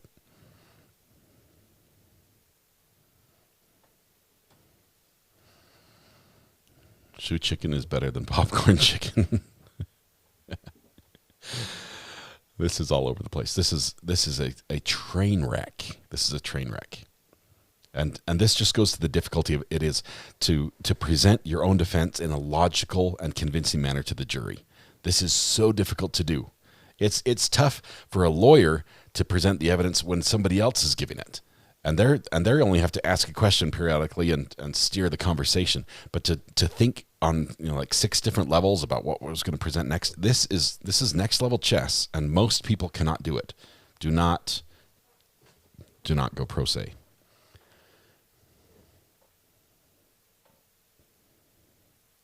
Prefer hat chicken myself. Tell you about this other related situation. So while I was being self-represented, I attempted to seek these surveillance videos that included the video of me washing my car, or videos of me washing my cars. The judge granted the protection of that. However, I never received the videos. And The objection was sustained. oh, okay. So I'm not sure how that works. Time is granted. Strike. Move to strike. I believe the videos show that I didn't have the finger injury. If you think about it, if somebody has a serious finger injury, would they be washing? Objection argumentative. I mean, I would not be washing. Testify about your own experience. Sure, Your Honor. I believe I would not be washing my 3 vehicles if I had a serious finger injury. And as you've probably already gathered, you're going to hear about the fact that I was at the gym at around noon. And I believe I would not be working out with a serious finger injury. Sir, you have that? Yes, I'm, with the court's permission, I'm going to publish. It's exhibit. It's been admitted 185. So, I mean, it may be tough to see that again. Like I said, it was a lateral cut, or, it went across the tip. Okay, please. So you can see I still have the tip of my finger. I don't know if you can see it there. I had put super glue on it. And pulled the super glue plug out of my finger, and so that's, and the reason it's all gunky like that is because, again, the super glue mixed with blood. So, thank you, sir. But so when I cut my finger that night, I had used scissors to cut. The super glue bottle had actually, the tip had dried. Sometimes when I have an open super glue bottle, the tip dries, and I have to cut the tip. Right? So I had to grab scissors just the tip in order to do that. And I inadvertently left blood on the scissors that I forgot to clean off. But once I cut the tip off the super glue bottle, sticking to it. I super glued the tip of my finger together. I believe my healing process is such that I would not have had such a nasty injury for 5 days. Again, I can't speak to anyone else's healing process, but it's a nasty injury. Couldn't work out, couldn't wash the cars, but it heals itself in 5 days. So he's like, check. Okay, explain what about the blood on the shoe? We're going to discuss the situation of the surveillance log later. Is that right? Okay. That is correct, based on the judge's ruling. Okay. So you heard that a search warrant was obtained, and I got pulled over early in the morning on September 7th, 2022. The officers came at me with their guns drawn. That's not fair. Yelling at me. I did not have a gun. And I was basically coming from dropping off my stepson at school, getting ready to go home to pick up one of my other daughters and then take her to school. And so they just, out of nowhere, 3 police cars just run up on me from the back, and I just scared. I had no idea what was going on. I mean, they... How could they know? I mean, basically yell at me to just stand. I can't remember exactly what they said, but they're yelling at me. They patted me down. They handcuffed me. They threw me in the back of a patrol car, I asked them what I did. I asked them, can I call somebody? Can I do anything? I mean, I did this for over an hour and a half. Just tell me what's going on. Tell me what's, I mean, obviously at this point, I had my suspicions because of like the whole, all that thing. All the evidence. But they wouldn't tell me what was going on. They just left me there. And the whole time my family didn't know where I was. As far as I know, my daughter was expecting for me to come home and take her to school. I was distraught already by that point. I believe you've heard how distraught I was about my family and what they were going through at that moment that I could imagine.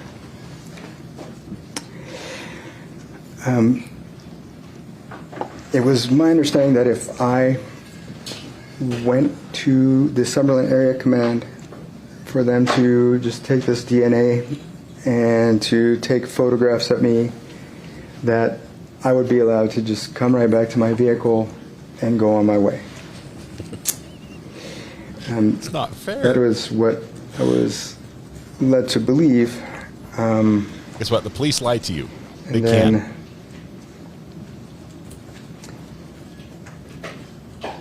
Can I get?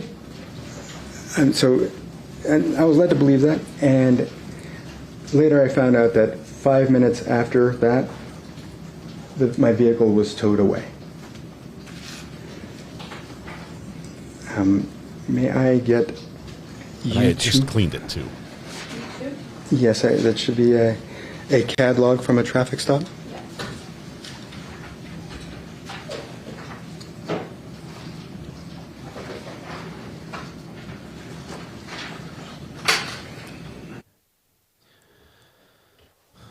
Oh my goodness. The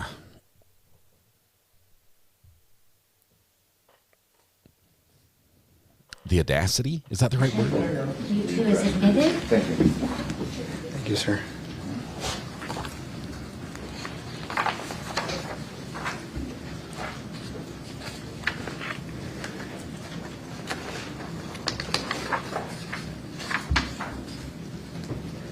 And throughout this, you can see how they're mentioning that I'm going to Palo Verde to drop my stepson off at the bus stop for LBA.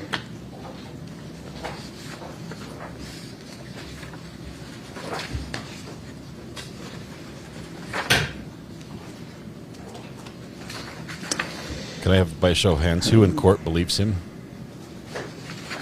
Seeing none.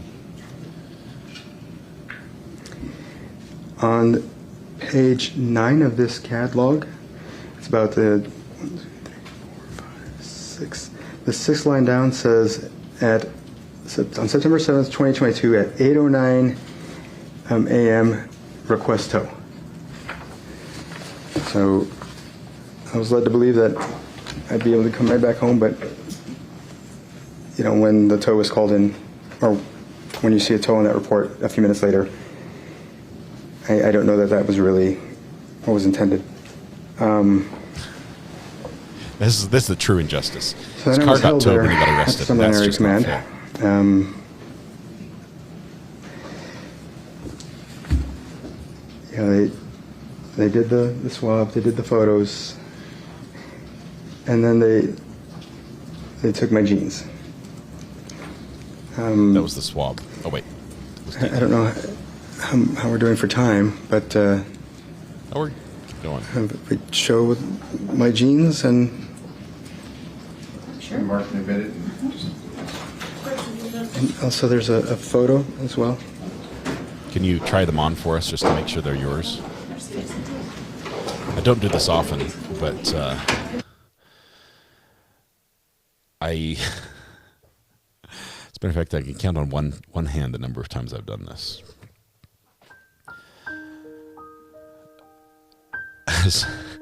As Robert Tellis sits on the stand telling his version of the story, I cannot believe my lying eyes as he looks the jury in the eye and explains the shoe chicken, explains how scary it was to have the police surround him with 3 vehicles, yelling at him as they took him into arrest. Took him under arrest, and he knew what it was for, but at least they hadn't told him. This is a sob story of a man who was wronged on every front. We're about to see the clothing that was on his body taken from him unjustly. Hold them up, Mr. Tellis. Walk proudly around the room. Thank you. Could we also publish that? Is that photo good? Yes. Oh, there should be. I'm sorry. Go on. Is this the photo that you like? No, sir. It's one that shows the front of the pants. That's my better side.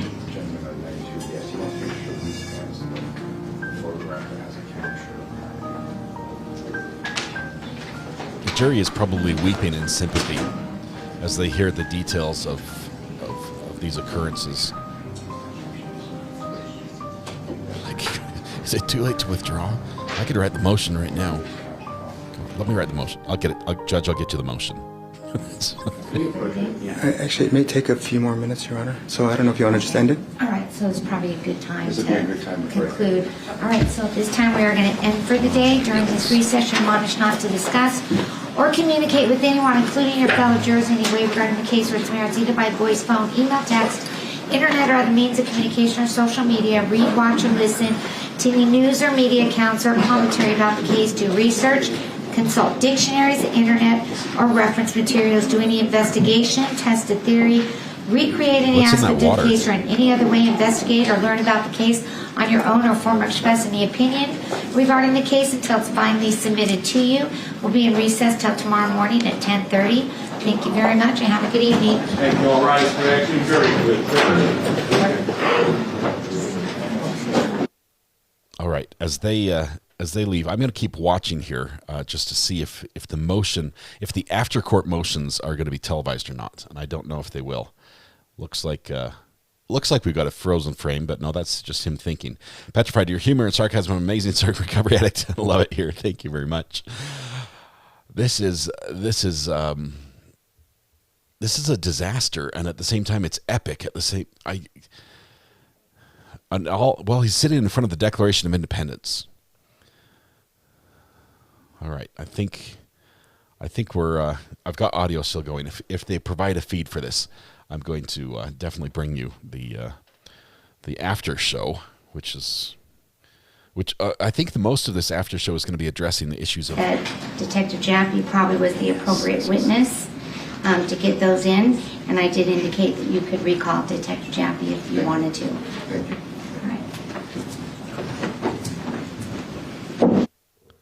And she left. They might recall Detective Jaffe, which would mean that this is not the last witness. I don't think the state or the defense wants to recall Detective Jaffe. There is, I think, very little desire on their part for bringing another witness to the stand. They want to be done. They want to be done. Get the paycheck and go home. At least everyone but the client. Wow. I don't know what to say. On a lighter note, the mountains are beautiful. If I've learned anything today, it's don't represent yourself in court. Do not represent. Zero to pro. Say no to pro se. And probably, unless if a handful of situations, this is a good idea. But unless you're in one of those situations, it's probably not good to even take the stand if you have representation. And here we've got almost like a double whammy, because he is running the show from the witness chair, laying foundation, calling for evidence. I've never seen anything like this. He's got the most high paid secretary working for him, putting things up on the Elmo and all. What we saw from Vanessa Murphy on Twitter. Let's see. See the latest from her. See if we've got any new updates.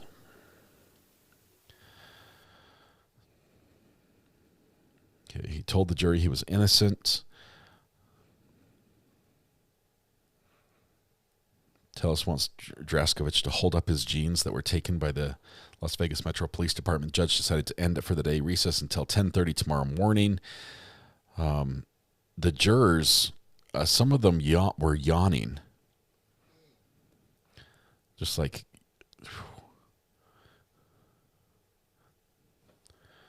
Tomorrow's going to be epic, and it's going to start with a pair of pants being paraded around the courtroom.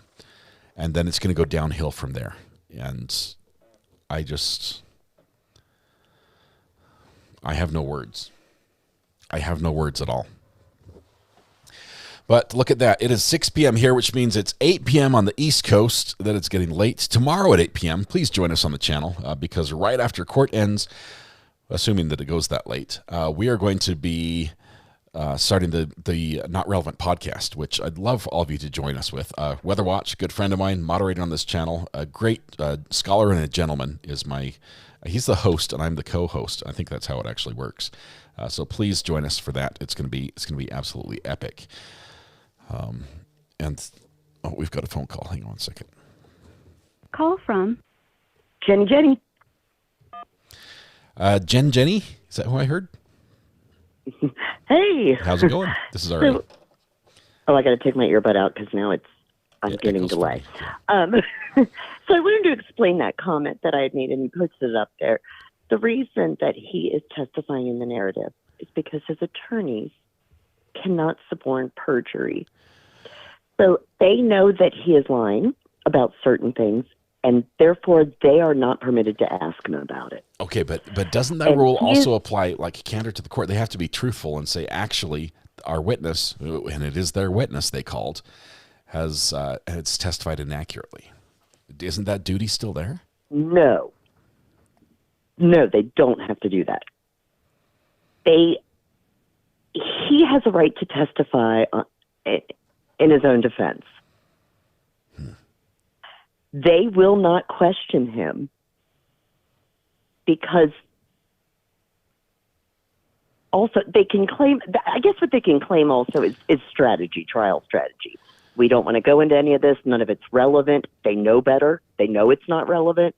So there's several ways that they can frame it, but mostly it's the perjury issue. Yeah. They know he's lying about things and making shit up. I heard making stuff up. Yeah, that's exactly what happened. This is making lots wild. of stuff up. Lots of it. So that's the only other time I've seen it, and you can find it on the internet. Is oh gosh, who's the crazy guy? He's also in the Vegas courts, and I won't be able to think of his name right now. Somebody in the chat's going to come up with the name though. Let me get off. Like Thomas Randolph. No, it's the he's in the Vegas courts and he insists on representing himself, and then he can't because he gets it taken. Kim Blandino, thank you, Joan. There it is. Kim Blandino testified in the narrative because his attorney told him, "I don't want you to testify, but you have an absolute right to." And also, if there is, thanks, Teddy Bear. They know that he's lying about stuff. And they also can't bring in, they're not going to ask those irrelevant questions. They're not going to ask him about the freaking vanishing kitchen, okay? So they're not going to ask him, but he wants to tell it.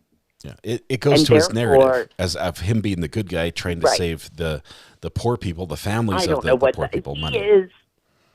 He has concocted quite the conspiracy in his own mind because the world revolves around him and everybody is doing everything because of what he's doing. You get what I'm saying. Everyone's out to get him. Son. He's the good guy.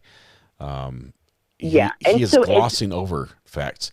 What did you think about his shoe chicken? I missed the shoe chicken. I don't know. I'll tell you what, at the very beginning, I literally made air popped popcorn with real butter for those of you. You can be jealous. Oh, thank you. I didn't talk a lot. Smell it from over here. It smells delicious. I didn't talk a lot because I was typing with my left hand because my right hand was covered in buttery goodness. Yeah.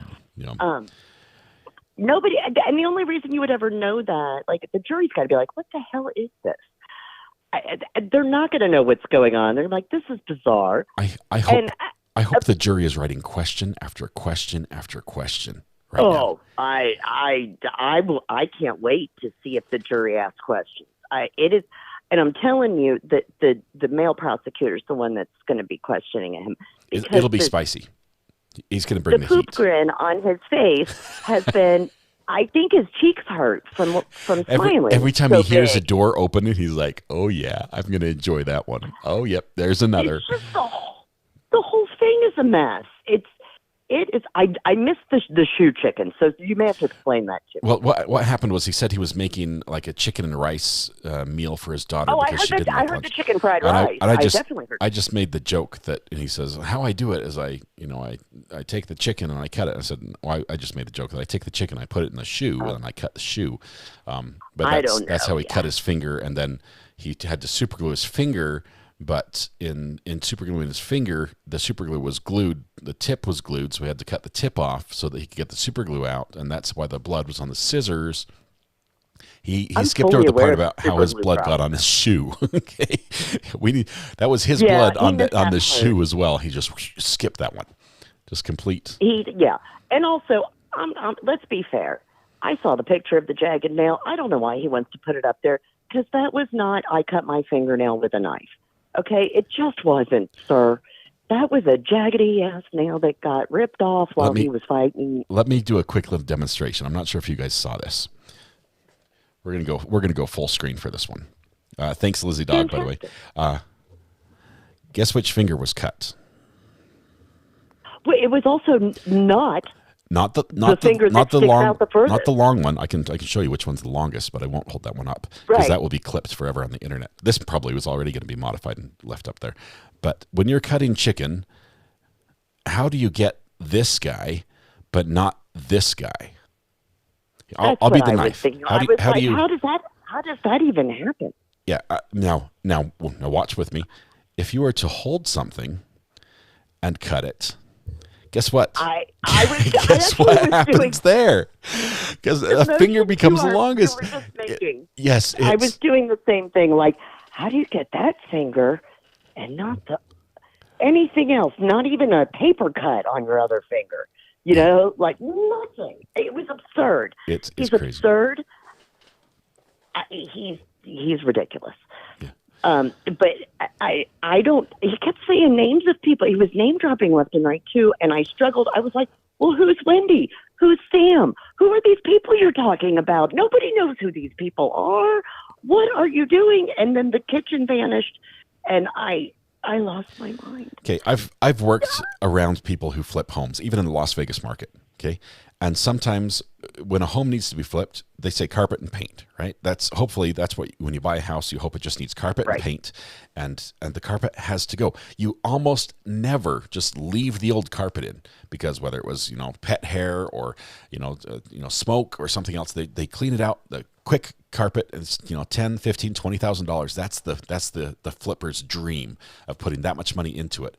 So the fact that they pulled out the old stuff that was terrible that had to go anyway before the pictures, this is not like a smoking gun that he thinks it is as to fraud.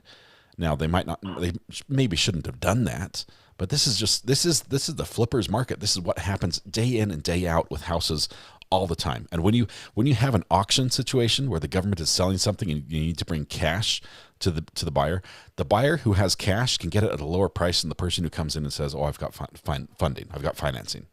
So the cash buyer buys it, turns around, flips it to the guy who has funding, says, "Yeah, I'll take the weight and I'll work with your bank and get payment in a month from now," and they take the $20,000, $30,000, $40,000, $50,000 profit to themselves, and they might even do it the same day. That's how it works. So him saying this is how it works it's not terrible. It's not bad. Compass Realty, they might be bad, but I just don't know. They might be horrible. As a juror, I swear I heard him say that the one house was sold for $20,000, and then they turned around and sold the next one for $70,000, or sold the same house. I was like, "What is happening? Nobody sold a house for $20,000 and then $70,000. What are you even going on about?" You can't buy a lot in Las Vegas for $20,000. No, you can't. And you couldn't back then either. 2 years ago, I don't. But regardless, let's say there's fraud. Mm-hmm. That is fantastic. That is a civil suit for another day, sir. let me tell you what Compass Realty didn't do. And I don't believe that Compass Realty was involved in this at all. This was like Thomas More and Wendy somebody and some other people. He made no connection for the jury. He made no sensible, like, here's what the steps and here's how it happened. He made no connections that way. But also, so these two people, for these two realtors from Compass Realty, then decided to go murder somebody, cut your finger while you were making chicken fried rice, get your blood on things and your DNA under Jeff Gehrman's fingernails, plot out this weird thing where they got the exact same straw hat and exact same gym shoes that you own And car. that are now cut up in your house. And I'm like, just And put your blood on them. Sir, and please tell me what part of this Jappy had in it. Did he get paid too? Did he get a kickback? Clearly, because there's an email that he wrote years ago that proves this. I can't with him. So he is absolutely, and the reason his attorney looks so mad, his lead attorney, is because what little he had to work with, he's just destroyed. Chaos just threw every bit of it out the window. It's over. And not only that, this attorney is forever going to be branded with this testimony, even though it was against his better judgment and against his recommendation.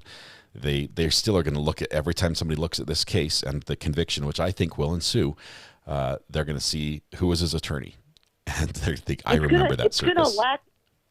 It's going to lack appealability on ineffective assistance of counsel, because they told him not to. They were like, hell no, don't get up on that stand. Yeah. And he went ahead and did it anyway. So he blew his own case. Yeah. And so that's where it's going to come in. But I just wanted to explain that to the folks that were like, how is this happening? Why is this happening? What is going on? They cannot suborn perjury. Their trial strategy, you are entitled to counsel. You are not entitled to tell your counsel what to do. Yeah. And if your counsel does not want to go with a particular strategy, they don't have to. Because, and especially, they're not going to ask about all this real estate garbage to the extent that he wants to go into the weeds, because they know that it's inadmissible. They know that it's not relevant. And that then goes poorly on them as a lawyer. And so they're just not going to play the shenanigans that this man's trying to play. And they're not going to solicit hearsay. They're not going to do all the things that he wants to do. And that's why it's happening in this manner. For those of the public who would like to also watch another thing, go watch Kim Blandino. Look him up on Our Nevada Judges. Kim Blandino. Great channel, by the way. Our Nevada Judges does great work down there in Las Vegas, bringing us, I think they were the original ones that brought us the guy who dove over the bench in court as well. Yes. Great channel. Love the good work all these other channels do. So love that you gave him a shout out. All right, guess what I'm going to do? I'm off. I hit the music. I'm sucking up your time, dear. All right, thank you so much. We'll see you. Have a good one. Bye. I'm out on the Emmys. All right, bye. Bye. We played the music. We play off the stage. How do they stop him? The only person that can stop him now, I think, is prosecution. They have to do that using objections. They have to get more forceful. I think day 2, they will be more forceful. I don't think we're going to get the same level of rambling for 2 reasons. First of all, we're to the pertinent part of the testimony. This whole background of everything, of everybody hates me because I'm such a good guy. I think we're through that. So it's going to be good. Hey, it's been a minute. How are you? How's chat? Braxton, how's it going? Miss everyone here. What's going on with Richard's here? And that's going to start the 26th, 27th, 28th. I'm going to be there up in Park City for those. I'll record it and bring it to you after when it's done. That's the way the judge is going to run with those ones. So cannot be live with those, but I'll bring it to you. So anyway, that's it for me tonight. Tonight, when you go home, please hug the people you love. Smile at someone. Make their day just a little bit better. And please stay safe till we go live tomorrow, 10:30 Pacific time, 11:30 Mountain time, 12:30 Central time, 1:30 Eastern time. Is that right? Did I do the math correctly all the way across the country? We'll be on a little bit earlier, probably for a little song and a dance, and, well, probably no dance. You guys are going to dance. I'm going to sing Happy Birthday. And we might do a tiny bit of court hopping in the morning for about an hour or so before trial. But you guys have a good one. It's a fantastic day out there. Enjoy it while it lasts. We'll see you guys later. Bye-bye. And thanks for clicking the like button and subscribing. I love it. Thanks. Welcome to all the new people. Appreciate you.